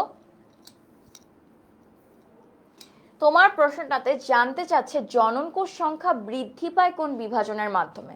তাহলে বিভাজনের মাধ্যমে বৃদ্ধি পাচ্ছে কোন প্রক্রিয়াতে? সেটা হবে মাইটোসিস। খুবই খুবই ইম্পর্টেন্ট একটা এমসিকিউ, ঠিক আছে? ওকে, যে আকৃতির ক্রোমোজোমকে কি বলা হয়? মূলত মাইটোসিসের এমন একটা ধাপ আছে যেটাকে আমরা কি বলি বলতো? অ্যানাফেজ ধাপ।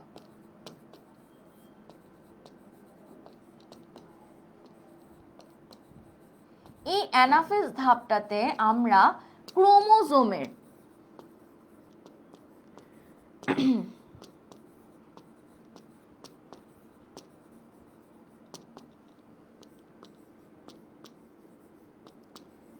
নানা আকৃতি দেখতে পাই। এর মধ্যে কয়েকটা আছে খুবই কমন, সেটা কি? V, L, J, I. এখন এগুলার নামের মধ্যে মেটা, সাবমেটা, অ্যাক্রো, টেলো। মেটা কোনটা, সাবমেটা কোনটা, অ্যাক্রো কোনটা, টেলো কোনটা? বুঝে গেলাম। তাহলে কারেক্ট অ্যান্সার কি হবে 27 নম্বরের? অ্যাক্রোসেন্ট্রিক। ঠিক আছে, এটা একটু মনে রাখবা, এই ছন্দটা অনুযায়ী মনে রাখবা, মেটা, সাবমেটা, অ্যাক্রো, টেলো, VLJI। ঠিক আছে, ওকে। নিচের কোন ভাইরাস ক্যান্সার কোষ সৃষ্টিতে সহায়তা করে? এটা খুবই বইয়ের একদম বেসিক থেকে আসা। কোনটা বলো তো? কি হবে কারেক্ট অ্যান্সার?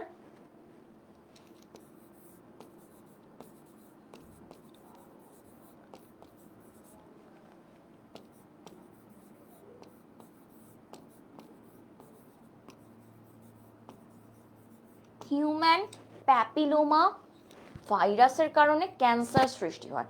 ক্যান্সার মূলত কিভাবে হচ্ছে বলতো? যখন একটা কোষ এমনভাবে বৃদ্ধি হয় যেটা অস্বাভাবিক, ঠিক আছে? যেই কোষের বৃদ্ধিটা হচ্ছে অস্বাভাবিক, এই অস্বাভাবিক কোষের বৃদ্ধির কারণে কি হয়?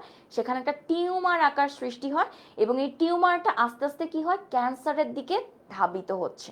তাহলে কারেক্ট অ্যান্সার কি হবে এটার? প্যাপিলোমা। এই ভাইরাসটা মূলত ক্যান্সার সৃষ্টি করে থাকে। আচ্ছা, সকল বহুকোষী জীব কোন মাতৃকোষ থেকে জীবন শুরু করে? একদম বেসিক কোর কনসেপ্ট, কিভাবে হয় বলো তো? পুং গ্যামেট বাবার থেকে আসে, মার থেকে কি আসে? স্ত্রী গ্যামেট, মানে জনন কোষ যেটা আসলো, এসে কি তৈরি করে বলো তো? জাইগোট। এবং পরবর্তীতে এই জাইগোটটা বিভাজিত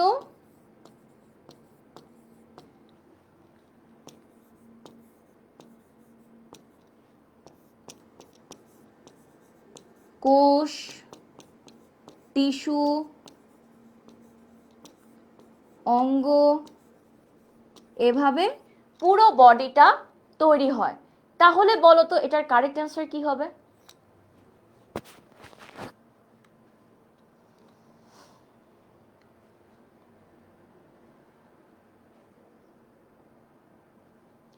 কারেক্ট অ্যান্সার হবে জাইগোট। ওকে। স্পিন্ডল যন্ত্র সৃষ্টি হয় কোন ধাপে? স্পিন্ডল যন্ত্র একদম শুরুই হয় মূলত আমাদের এই যে এই ছবিটা প্রোমেটাফেজ ধাপ। এখানে থাকা এই যে অংশগুলো, এগুলাই কি? স্পিন্ডল যন্ত্র, যেটা তৈরি হচ্ছে কোন ধাপে? প্রোমেটাফেজ। মেটাফেজের ঠিক আগের ধাপটাতে মূলত এইভাবে তৈরি হচ্ছে। কোষ বিভাজন ক্রোমোজোমের কোন আকারটিকে সাবমেটাসেন্ট্রিক বলা হয়? দেখি 31 নম্বরের উত্তর তোমরা দাও আমাকে।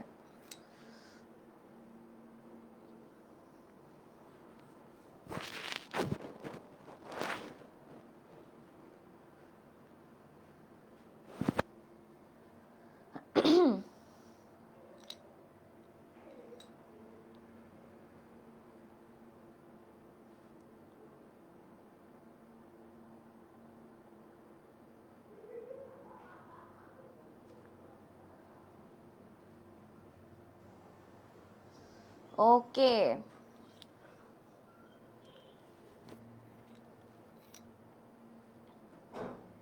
আমরা কি লাইভটা শেয়ার করতেছি? যদি না করে থাকি তাহলে কিন্তু বিশাল বড় একটা জিনিস মিস করে ফেলতেছি। আবারও বলে দিচ্ছি, যদি তোমরা 200% প্রস্তুতি নিশ্চিত করতে এই সুপার সাজেশনটা পেতে চাও, কি করতে হবে? শেয়ার করে দিতে হবে। আর শেয়ারিং ইজ কেয়ারিং, ফ্রেন্ডদের মধ্যে শেয়ার করে দাও, ঠিক আছে? ওকে, দেখি। ইয়াস, কারেক্ট অ্যান্সার হবে বি। দেখি এখন অবধি দাউদ খুব ভালো মতো ক্লাস করে যাচ্ছে, সে প্রত্যেকটার কারেক্ট অ্যান্সার একদম পারফেক্টলি দিচ্ছে। ওকে, ফাতেমাও একদম পারফেক্টলি সবগুলার কারেক্ট অ্যান্সার দিয়েছে, ভেরি ভেরি গুড। আমি কিন্তু দেখছি যে কারা কারা হচ্ছে কারেক্ট অ্যান্সার দিচ্ছে, কারা কারা ক্লাসটা ঠিক মতো করছে, ঠিক আছে? ওকে,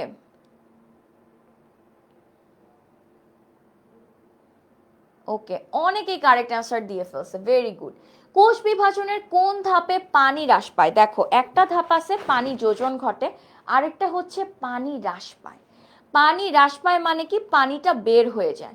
মূলত কোন ধাপে বলো তো পানিটা বের হয়ে যায়? সেটা কি? এমন একটা ধাপ যখন তোমার নিউক্লিয়াসটা কি হবে? আকারে বড় হবে, তার ভেতরে থাকা পানিগুলা কি হয়ে যাবে? বের হয়ে যাবে। এই ধাপটাকে আমরা মূলত কি ধাপ বলে থাকি? এটা হচ্ছে মূলত প্রোফেজ ধাপ। এই দেখো, এখানে ক্রোমোজোম গুলাকেও দেখো একটু কি অবস্থায় আছে, এবং এই ধাপটাতে নিউক্লিওলাস এবং নিউক্লিয়ার যে মেমব্রেনটা আছে সেটা আস্তে আস্তে কি হবে বলো তো? আস্তে আস্তে চলে যেতে থাকবে এবং পানি বের হতে থাকবে এবং ক্রোমোজোম গুলা একটা অবস্থায় পৌঁছে যাবে, ঠিক আছে?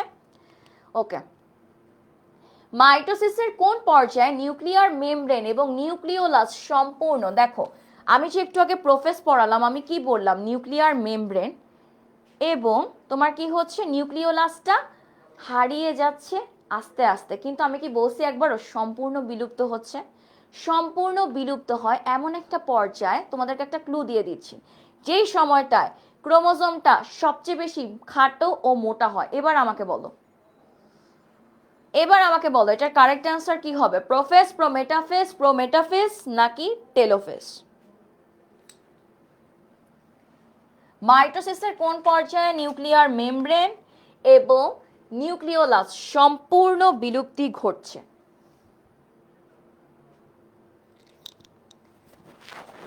এক্স্যাক্টলি, কারেক্ট অ্যান্সার হবে কি? মেটাফেজ। মেটাফেজে সবচেয়ে বেশি ক্রোমোজোম খাটো ও এবং মোটা হয় এবং এই সময়টাতে একদম ভিন্ন একটা পরিস্থিতিতে চলে আসে।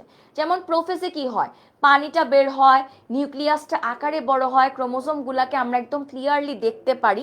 এরপরের ধাপটাতে কি হয়? ওই নিউক্লিয়ার মেমব্রেন নিউক্লিওলাসটা আস্তে আস্তে মানে তোমার হারাতে থাকে, কিন্তু পুরোপুরি হারিয়ে যায়নি এবং স্পিন্ডল যন্ত্র আসে। কিন্তু মেটাফেজে একদম পুরোপুরি একটা নতুন ধাপে চলে আসে, ঠিক আছে? ওকে, যে বলতেছেন যে টেলোফেজ হবেই হবে, পড়াশোনা ঠিক মতো করতে হবে। দেখো এই চিত্রটা দেখো, দুইটা চিত্র দেওয়া, একটা হচ্ছে এ আরেকটা হচ্ছে বি। এই চিত্রটা কি বলতো? এই চিত্রটা মূলত হচ্ছে আমাদের অ্যামাইটোসিস। এখন অ্যামাইটোসিস কাদের হয় বলতো? আমাদের হয় নাকি এককোষীদের হয়? এককোষীদের হয়। কিভাবে হয় এবং এদের মূল বৈশিষ্ট্যটা কি থাকে? অপশনগুলো একটু পড়ি, দেখি কোনটা মিলে। নিউক্লিক বস্তু প্রোটোপ্লাজম এ ছড়ানো থাকে, নিউক্লিয়াস পর্দা দ্বারা বেষ্টিত থাকে। এটা তো কখনোই হবে না। এককোষী মানে কি? আদিকোষ। আদিকোষ মানে কি? নিউক্লিয়াস সুগঠিত নয়, কোনো আবরণের মধ্যে নেই। কারেক্ট অ্যান্সার কি হবে? দুই তো বাদ পড়েই গেল, এক এবং তিন, ঠিক আছে? বুঝছি এমসিকিউটা?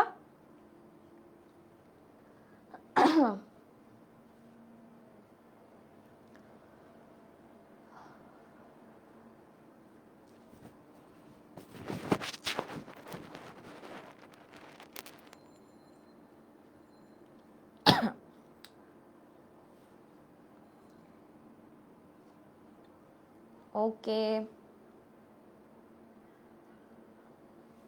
ইয়েস, স্বর্ণা কারেক্ট অ্যান্সার দিছে, ফারহান লাবিব কারেক্ট অ্যান্সার দিছে, ইকরাম কারেক্ট অ্যান্সার দিছে, শ্রিন কারেক্ট অ্যান্সার দিছে, মাহফুজুর রহমান রিহান কারেক্ট অ্যান্সার দিছে। ভেরি ভেরি গুড, তোমাদের জন্য তালি যে যারা এটা ক্যাচ করতে পারছো, ভেরি গুড।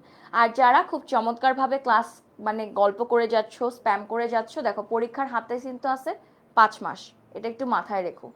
ক্লাসটা যখন করছো ক্লাসে পুরোপুরি মনোযোগ দাও। ওকে, এরপর এটা দেখো চিত্র বি, এটা কি মিওসিস, বলেই ফেলতেছে এটা মিওসিস, অবশ্যই এটা একটা মিওসিস। কেন মিওসিস? এক্স ওয়াই অপশনগুলো একটু পড়ি। X Y gamete, X Y কোন বিভাজনের মাধ্যমে আসতেছে? আমাদের অবশ্যই মিওসিসের মাধ্যমে। এক্স এক্স এক্স ওয়াই গ্যামেটের সংখ্যা হ্রাস করবে, পিতা সন্তানের আচরণে পার্থক্য দেখা দিবে। 3 নাম্বার তো একদম কারেক্ট। তোমার প্রশ্নটাতে আরেকটা পিক পয়েন্ট হচ্ছে, এখানে বলছে স্বাভাবিক কার্যক্রম।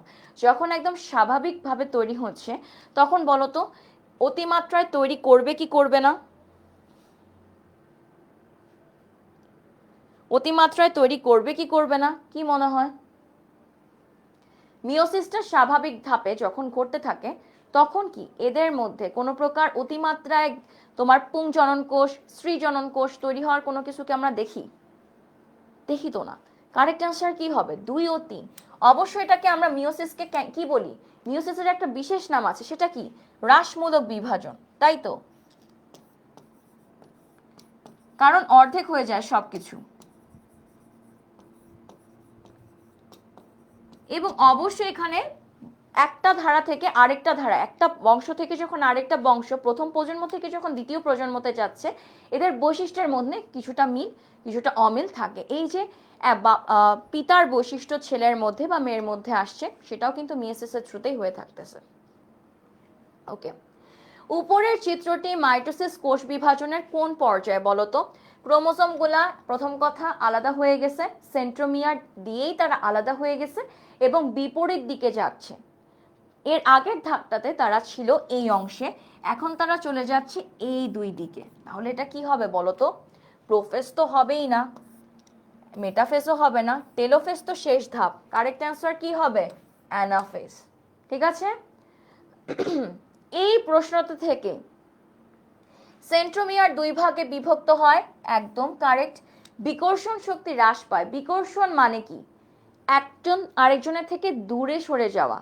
এটা এই ক্ষেত্রে আমরা কি দেখতে পাচ্ছি? হ্রাস পাচ্ছে না বৃদ্ধি পাচ্ছে? দেখো তো ক্রোমাটিক গুলা একটা থেকে আরেকটার কি দিকে আসতেছে নাকি দূরে সরে যাচ্ছে? বলো তো বিকর্ষণ শক্তি কি হ্রাস পাচ্ছে নাকি বৃদ্ধি পাচ্ছে?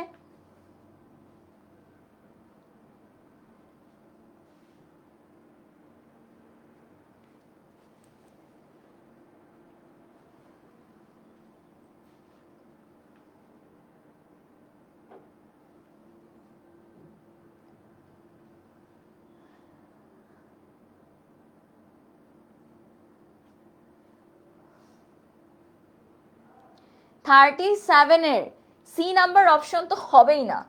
দুইটাতেই বলতেছে 2 ও 2, 2 ও 2 তো হবেই না। কারেক্ট অ্যান্সার কি হবে? 1 ও 3। বিকর্ষণ মানে কি? একটা আরেকজনের থেকে দূরে সরে যাওয়া। এখানে দূরে সরে যাওয়াটা অনেক বেড়ে গেছে। হ্রাস মানে কমে যাওয়া, এখানে কিন্তু কি হচ্ছে? বৃদ্ধি পাচ্ছে। এই যে চমৎকার ভাবে বৃষ্টি বলতেছেন হ্রাস পাচ্ছে, হ্রাস মানে কমে যাওয়া, বৃদ্ধি পাওয়া না।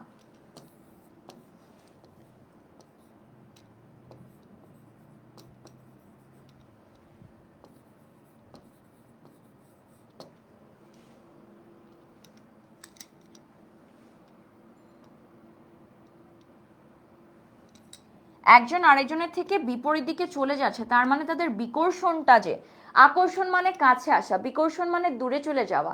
এখানে কিন্তু বিকর্ষণটা অনেক বেশি বৃদ্ধি পেয়েছে দেখে কিন্তু একজন আরেকজনের থেকে চলে যাচ্ছে, তাই 2 নাম্বার অপশনটা কাটা যাবে। এই ধরনের যে প্রয়োগের যে অনুধাবনমূলক যে এমসিকিউ গুলা থাকে, খুব ভালো করে পড়তে হবে, প্রত্যেকটা ওয়ার্ড বুঝতে হবে, তারপর অ্যান্সার করতে হবে। ঠিক আছে। কোনটি, এবার আসি তাহলে আমাদের চতুর্থ অধ্যায়ের প্রথম এমসিকিউ, কোনটি সবুজ উদ্ভিদের কার্বন ডাই অক্সাইড বিজারণের গতিপথ নয়? গতিপথের আমরা 3টা পড়ছিলাম, এখানে এমন একটা অপশন আছে যেটা এই কার্বনের গতিপথের সাথে একদমই যায় না।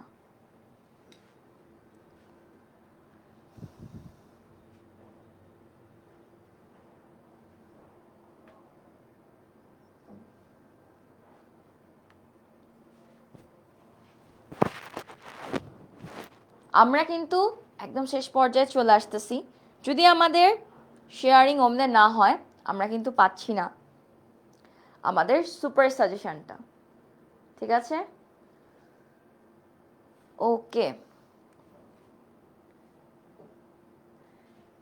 ওয়াটসন এবং ক্রিক এরা কার্বন ডাই অক্সাইড বিজারণের সাথে কখন, কোন সময়, কিভাবে যুক্ত ছিল বলেন। এই যে যারা চমৎকার ভাবে ডি কে কারেক্ট অ্যান্সার বলতেছেন বলেন। এরা তো মূলত ডিএনএ এর সাথে যুক্ত ছিল, এরা কবে কার্বন ডাই অক্সাইডের সাথে যুক্ত হলো? কারেক্ট অ্যান্সার কি হবে? ক্যালভিন, হ্যাচ এবং কেসলেসিয়ান অ্যাসিড বিপাক চক্র। এখানে আমার প্রশ্নটাতে কি বলছে, কোনটি সবুজ উদ্ভিদের কার্বন ডাই অক্সাইড বিজারণের গতিপথ নয়? তাহলে গতিপথ নয় কি হবে? অবশ্যই ওয়াটসন এবং ক্রিকের যে চক্রটা সেটা DNA related, carbon die oxide related না, ঠিক আছে। এবার আসি কোনটি C4 উদ্ভিদ, ঠিক আছে।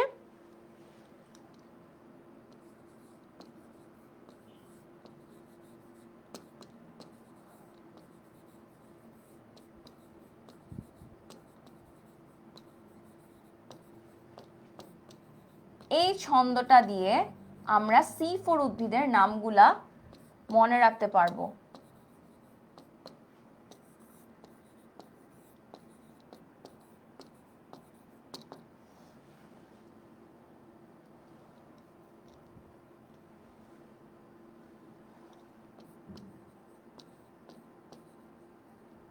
ওকে, তাহলে আ দিয়ে কি আসতেছে বলো তো? আখি দিয়ে আখ, ঠিক আছে। মনির তোমার ম দিয়ে আসতেছে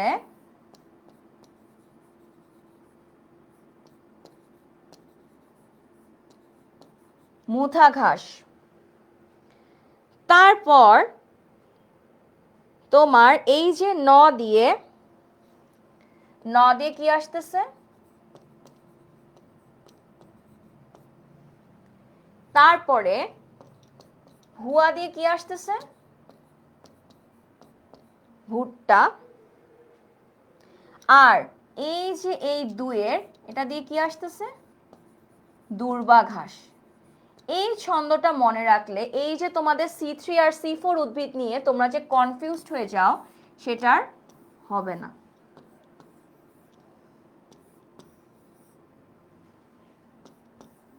ঠিক আছে, এই ছন্দটা তুমি যদি মনে রেখে এটা দাগাও তাহলে তোমাদের যে C4 আর C3 উদ্ভিদ নিয়ে খুবই একটা কনফিউশন থাকে সেটা কিন্তু আর থাকবে না।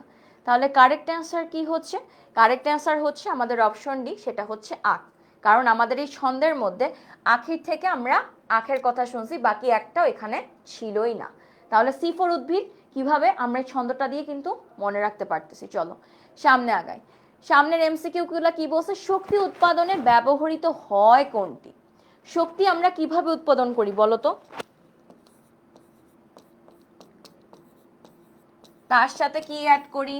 6 অণু অক্সিজেন, তারপর আমার এখানে 6 অণু কার্বন ডাই অক্সাইড, এবং একই সাথে আমার কি হয় 6 অণু পানি, এবং একই সাথে আমার প্রচুর পরিমাণে কি তৈরি হয়? এটিপি। এখন এটা হচ্ছে মূল আমাদের সমীকরণ আমাদের শক্তি উৎপাদনের ক্ষেত্রে। এখানে দেখো তো কোথাও পানি কি বলছি ব্যবহৃত হয়, মানে এই অংশটুকুতে কাজে লাগে, যেটা ব্যবহার করে তুমি শক্তি পাও। এখানে পানি আছে নাই, কার্বন ডাই অক্সাইড আছে নাই, কার্বন মনোক্সাইড আছে নাই। কারেক্ট অ্যান্সার কি হবে? কারেক্ট অ্যান্সার হবে অক্সিজেন। ঠিক আছে, শক্তি উৎপাদনে পানি ব্যবহৃত হয় না। এই যে দেখো এটা কি অক্সিজেন। C4 উদ্ভিদের প্রথম স্থায়ী পদার্থ কি? অবশ্যই এটা কি হবে বলো?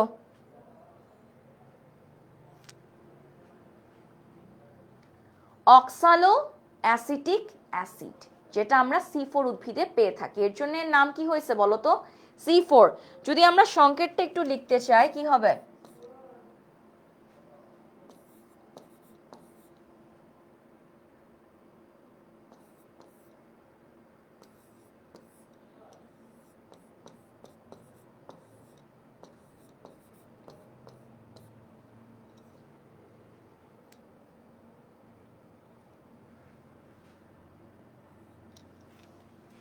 এটা হচ্ছে আমাদের অক্সালো অ্যাসিটিক অ্যাসিডের সংকেত। দেখি কার্বন কয়টা? একটা, দুইটা, তিনটা, চারটা।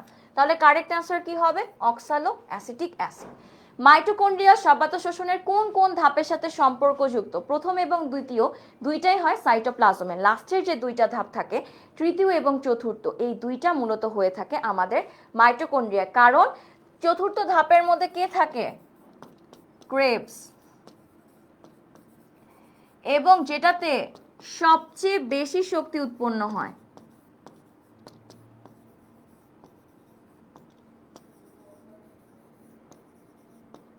এবং এটা কোথায় হয়ে থাকে? মাইটোকন্ড্রিয়াকে। এর জন্য মাইটোকন্ড্রিয়াকে আমরা কি বলি? Power house.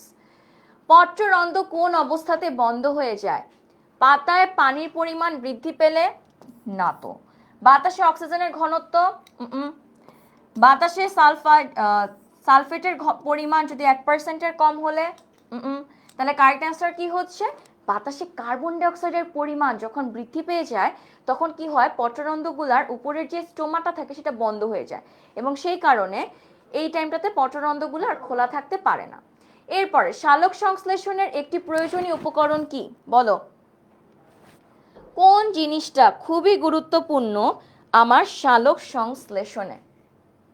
কি দরকার হয়? অক্সিজেন? অক্সিজেন তো না, গ্লুকোজ তো নিজেই তৈরি হয়, হাইড্রোজেনও না। কি? কারেক্ট অ্যান্সার হবে পানি। ঠিক আছে, চলো। পাইরুভিক অ্যাসিডের রাসায়নিক সংকেত কোনটা? একদম বইয়ের টু দা পয়েন্টে, C3H4O3। ঠিক আছে। অবাত শ্বসন সম্পর্কে নিচের কোনটি সঠিক? বলো তো, এটার কারেক্ট উত্তর তোমরা দাও তো কমেন্টে।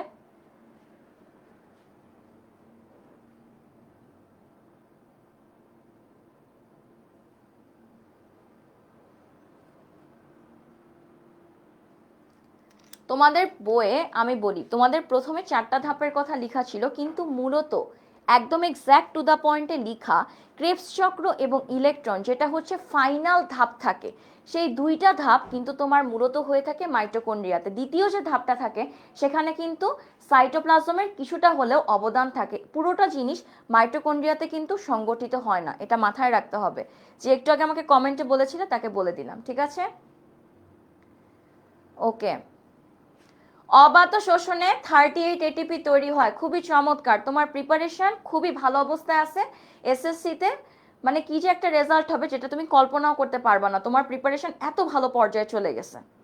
ঠিক আছে, ভুল উত্তর দাও, টিচার কিন্তু সবকিছু দেখছে, তাই বুঝে বুঝে উত্তর দিতে হবে। এমন কোনো উত্তর না দেওয়া উচিত যেটা দেখলে টিচার বুঝতে পারে তোমার অবস্থা কোন পজিশনে আছে। ঠিক আছে, এই ল্যাকটিক অ্যাসিড উৎপন্ন হয়, অবশ্যই এটা কারেক্ট অ্যান্সার হবে ল্যাকটিক অ্যাসিড। এখানে এটিপি কেন এখানে তৈরি হবে অবাত শোষণের ক্ষেত্রে? কোনটিকে শক্তি মুদ্রা বলা হয়? এটিপি। খুবই সিম্পল, 2 অণু FADH2 থেকে, এক অণু থেকে তৈরি হয় তোমার 2 অণু এটিপি। চলো একটু অঙ্ক করি। তাহলে যদি 2 অণু থাকে তাহলে কয়টা তৈরি হবে? 2 × 2, কয় অণু? 4 অণু। কারেক্ট অ্যান্সার কি হবে? 4। ঠিক আছে, শ্বসনের জন্য উত্তম তাপমাত্রা কি? তোমাদের আগে যতবার আমি এমসিকিউ সাজেশন নিয়েছি, মানে তোমাদের ক্লাস নিয়েছি সাজেশনের, সেই ক্ষেত্রে এই এমসিকিউটা খুবই গুরুত্বপূর্ণ। এবং তুমি যদি দেখো কোন কোন বোর্ডে আসছে, সেটা হচ্ছে অনেকগুলা বোর্ডে কিন্তু এই পর্যন্ত এই প্রশ্নগুলো চলে আসছে। তাই চতুর্থ অধ্যায় থেকে প্রভাবকগুলা খুব ভালো মতো পড়তে হবে। ঠিক আছে, ওকে। কারেক্ট অ্যান্সার কি হবে? 20 থেকে 45। খুবই স্পেসিফিক একটা টেম্পারেচার দেওয়া আছে, সেটা খুব ভালো মতো মাথায় রেখে পড়তে হবে। ওকে, এবার আজকের লাস্ট এমসিকিউ। এই যে এনজাইমের সহায়তায় ইথানল তৈরি হলো, কার্বন ডাইঅক্সাইড তৈরি হলো, এটা কোন জীবে মূলত হয়ে থাকে? ঘাস, হরিণ, আম গাছ নাকি ইস্ট?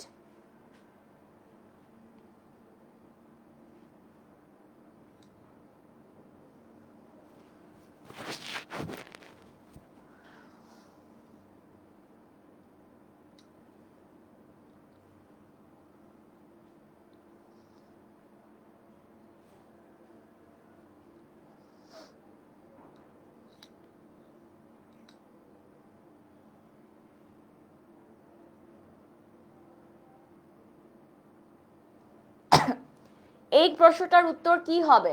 এই যে প্রক্রিয়াটা, এটা মূলত কোন প্রক্রিয়া? অবাত। এখন এই অবাত শোষণটা মূলত হচ্ছে কোথায়? ইস্টে হচ্ছে, ঘাসে হচ্ছে, হরিণে হচ্ছে, নাকি মুথা গাছে হচ্ছে?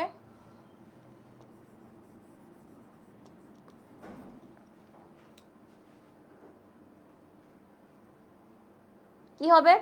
ইস্টের মধ্যে মূলত এই প্রক্রিয়াটা হয়ে থাকে।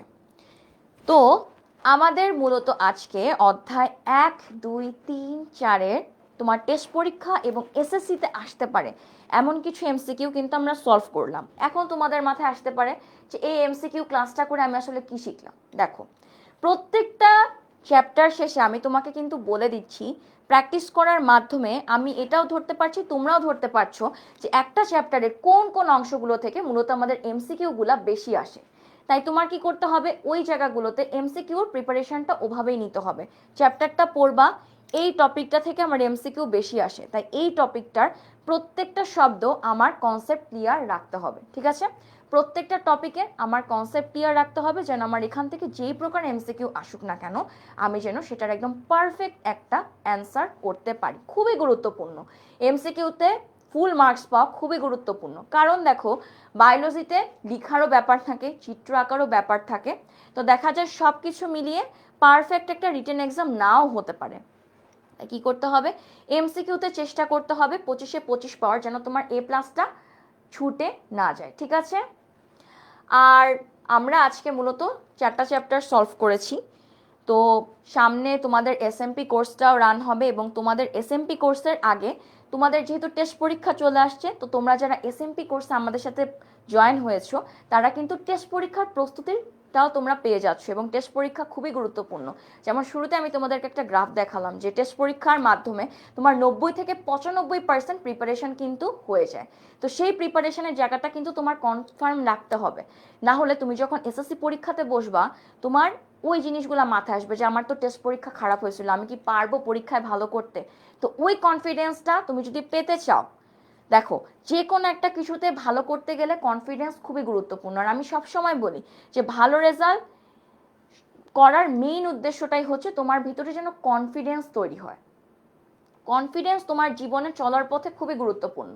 এমনও দেখা গিয়েছে একটা মানুষ একটা টপিকে, মানে সে বস, সে সব পারে A to Z, তারপরে কি হচ্ছে, সে পুরোপুরি পারছে না। কেন পারতেছে না? কারণ তার কনফিডেন্সটা নাই। সে হয়তোবা আগের পরীক্ষাতে খারাপ করার কারণে তার কনফিডেন্সটা অনেক লো হয়ে গেছে। তাই এই পরীক্ষাতে সে পুরোদমে প্রিপারেশনটা নেওয়ার পরও সে পরীক্ষাতে ওভাবে ভালো করতে পারতেছে না। তাই সব সময় চেষ্টা করতে হবে যে কনফিডেন্টটা রাখার। আর কনফিডেন্ট রাখার মেইন উপায়টা কি? ভালো করা। ভালো করব কিভাবে? যখন তুমি ভালো মতো পড়াশোনা করবা মনোযোগ সহকারে। অনেকেরই বায়োলজির একদম মেইন একটা ভণ্ড চিন্তা ভাবনা মাথায় থাকে যে মুখস্থ, শুধু মুখস্থ। খুবই ভুল একটা ভ্রান্ত ধারণা। ঠিক আছে? বুঝে বুঝে পড়তে হবে। তোমার ব্রেনকে একটা কাজ তুমি বুঝিয়ে দিলে, তোমাকেও যেমন একটা কাজ যদি আমি সুন্দর মতো বুঝিয়ে দেই পারফেক্টলি করতে পারবা। আর যদি তোমাকে জাস্ট বলে দিলাম করতে পারবা না, তোমার ব্রেনও ঠিক সেরকম। আমি সবসময় বলি ব্রেন হচ্ছে এক একটা মানুষের বাবুর মতো, তুমি ওকে যেভাবে ট্রেন করবা ও ঠিক সেভাবেই চলবে। ঠিক আছে? আর আরেকটা কথা, যে এখনো অনেকের মাথায় এটা থাকে যে 5 মাস সময় আছে, পড়াশোনা করব না, 1 মাস আগে থেকেই পড়াশোনা করব। এখন ওই লেভেল নাই। লাস্ট বছরের তুমি যদি রেজাল্টটা দেখে থাকো, খুবই অবনতি হয়েছে A+-এর দিক থেকে এবং পাশের হারের দিক থেকেও। তো সেই জিনিসটা মাথায় রাখতে হবে। আগে যেমন 0.5 বা 1কে ফুল মার্কস দেওয়া হতো, এখন কিন্তু সেই 0.5কেও 1 করা হয় না। তাই তোমার প্রিপারেশনটা সেই কঠোরভাবে সে অনুযায়ী নিতে হবে। আচ্ছা, তো তোমাদের হচ্ছে যেটা দেওয়ার আমার কথা ছিল সুপার সাজেশনের মধ্যে, প্রত্যেকটা চ্যাপ্টারের তোমাদের থেকে অনেক অনেক রিকোয়েস্ট পাই যে আপু একটা বলেন যে হচ্ছে কোন কোন চিত্রগুলা বেশি বেশি প্র্যাকটিস করতে হবে। তোমাদের যে 7টা চ্যাপ্টার আছে, 7টা চ্যাপ্টার থেকে তুমি যদি এই কয়টা চিত্র প্র্যাকটিস করো, তোমার আর কোনো টেনশনই নাই চিত্র নিয়ে। ঠিক আছে? তো এই চিত্রগুলা খুব ভালো মতো প্র্যাকটিস করবা। প্রথম অধ্যায় থেকে খুব একটা চিত্র আসে না, কিন্তু দ্বিতীয় অধ্যায় থেকে যেমন টিস্যু, মাইটোকন্ড্রিয়া, নিউক্লিয়াস, পেশি, নিউরন, এই চিত্রগুলা প্র্যাকটিস করে যাবা। ঠিক আছে? এরপরে তৃতীয় অধ্যায়ে মাইটোসিসের ধাপসমূহগুলা খুব ভালো মতো পড়বা। মানে ভালো মতো পড়ার সাথে সাথে চিত্রগুলা মূলত প্র্যাকটিস করবা, কারণ ওই চিত্রগুলা খুবই গুরুত্বপূর্ণ। তোমার যখন তৃতীয় চ্যাপ্টার থেকে প্রশ্ন করবে, টিচার আশাই করবে তুমি একটা চিত্র এঁকে দিবা, সেটা প্রোফেস, মেটাফেস, প্রোমেটাফেস, অ্যানাফেস, টেলোফেসও। চিত্রগুলা ভালো মতো প্র্যাকটিস করে যাবা। চতুর্থ অধ্যায়ের সবাত শোষণের যে চার্ট আছে, গ্লাইকোলাইসিস থেকে অ্যাসিটাইল কোয়ে, ক্রেবস চক্র, ইলেকট্রনের যে চার্ট আছে, সেগুলো খুব ভালো মতো করে ওই চিত্রটা এঁকে যাবা। তারপরে একাদশ অধ্যায় থেকে আদর্শ ফুলের 5টা অংশের যে চিত্র ভালো মতো করবা।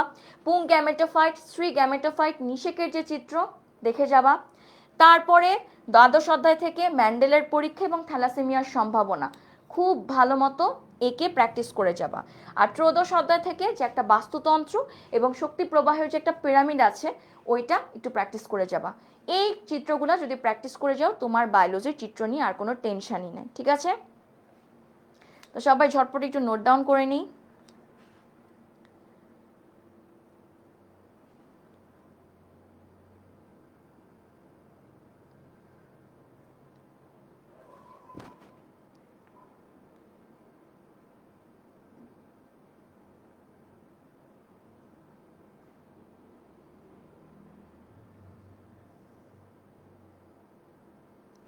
ওকে, তো এই ছিল আমাদের মূলত আজকের ওয়ান শট লাইভ ক্লাসটা। তোমরা যারা জয়েন হয়েছো সবাইকে অনেক অনেক ধন্যবাদ এভাবে ক্লাসটা জয়েন করার জন্য। আমি আশা করি তোমাদের যে এমসিকিউ নিয়ে যে প্রবলেমগুলো হয় বা কিভাবে সলভ করব, সেটার সলিউশন আমি একটু হলেও তোমাদেরকে দিতে পেরেছি। তো তোমাদেরকে আজকে ক্লাসের মধ্যে আমি অনেকগুলা সলিউশন দিয়েছি, অনেকগুলা শর্টকাটও দিয়েছি। তো তোমাদের কাছে রিকোয়েস্ট থাকবে সেগুলো একটু নোট ডাউন করে একটু প্র্যাকটিস করতে করতে যাওয়া, তাহলে দেখা যাবে পরীক্ষার আগ মুহূর্তে সব কিছু পড়তে গেলে হয় কি মাথায় কিছুই থাকে না। তাই চেষ্টা করবা আগে থেকেই যেন তোমার প্রিপারেশনটা ভালো হয়ে যায়। অনেকেই যে কাজটা করি যে সময় আছে রেখে দেই, টুমরোর মানে একদম টুমরো কনসেপ্টে চলে যাও যে আগামীকাল পড়বো, সেই আগামীকাল আর কখনোই আসে না জীবনে। এই জিনিসটা কখনোই করা যাবে না। তুমি যতটুকু সময় পাচ্ছ সেটাকে কাজে লাগাও। আমাদের জীবনটা খুবই আনসার্টিন, যে কোনো সময় যে কোনো কিছু হয়ে যেতে পারে, সেটার জন্য প্রস্তুত থাকতে হবে এবং কোনো সময়কে অপচয় করা যাবে না। তো আশা করি তোমাদের সাথে আমাদের যে শেষ মুহূর্তের প্রস্তুতি কোর্স আছে সেটাতে দেখা হবে, আর অনেক গাইডলাইন শেয়ার করা হবে, ক্লাসের মধ্যে গল্প হবে, একসাথে সুপার একটা প্রিপারেশন নেওয়া হবে। আর যেহেতু গত বছর আমাদের পেয়েছিল 5,000, এবার কিন্তু আমাদের মিশন 10,000 A+ কনফার্ম করা, সেটা সায়েন্স, কমার্স, আর্টস সবার জন্য। তো আশা করি তোমাদের সাথে সামনের আমাদের যে মিশন আসতেছে এসএমপি, সেটাতে তোমাদের সাথে দেখা হবে, কথা হবে। সবাই ভালো থাকো, সুস্থ থাকো। অনেক অনেক ধন্যবাদ ক্লাসটাতে জয়েন করার জন্য। Thank you.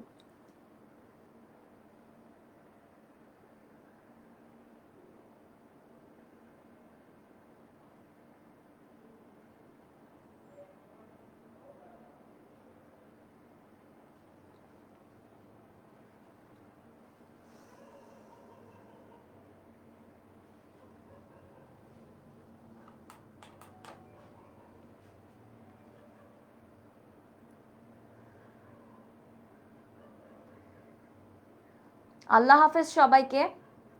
পড়াশোনাটা মনোযোগ দিয়ে করবা। অনেকেই জিজ্ঞেস করো যে আপু কয় ঘন্টা পড়াশোনার, এই যে মাত্রই দেখলাম যে আপু কয় ঘন্টা পড়বো। ঘন্টার কোনো লিমিটেশন নাই। অনেকে 2 ঘন্টা পড়েই বেস্ট একটা প্রিপারেশন নিতে পারে, অনেকে 6 ঘন্টা, এটা তোমার উপর ডিপেন্ড করে। তাই তোমাকে সেইভাবে বুঝে বুঝে প্রিপারেশনটা নিতে হবে এবং এখন থেকে প্রিপারেশনটা নেওয়া একদম ফুল দামে শুরু করে দাও। ইনশাল্লাহ সামনের গাইডলাইন ক্লাসগুলোতেও দেখা হবে এবং এসএমপি তো ইনশাল্লাহ দেখা হবে। সবাই ভালো থাকো, সুস্থ থাকো। আল্লাহ হাফেজ।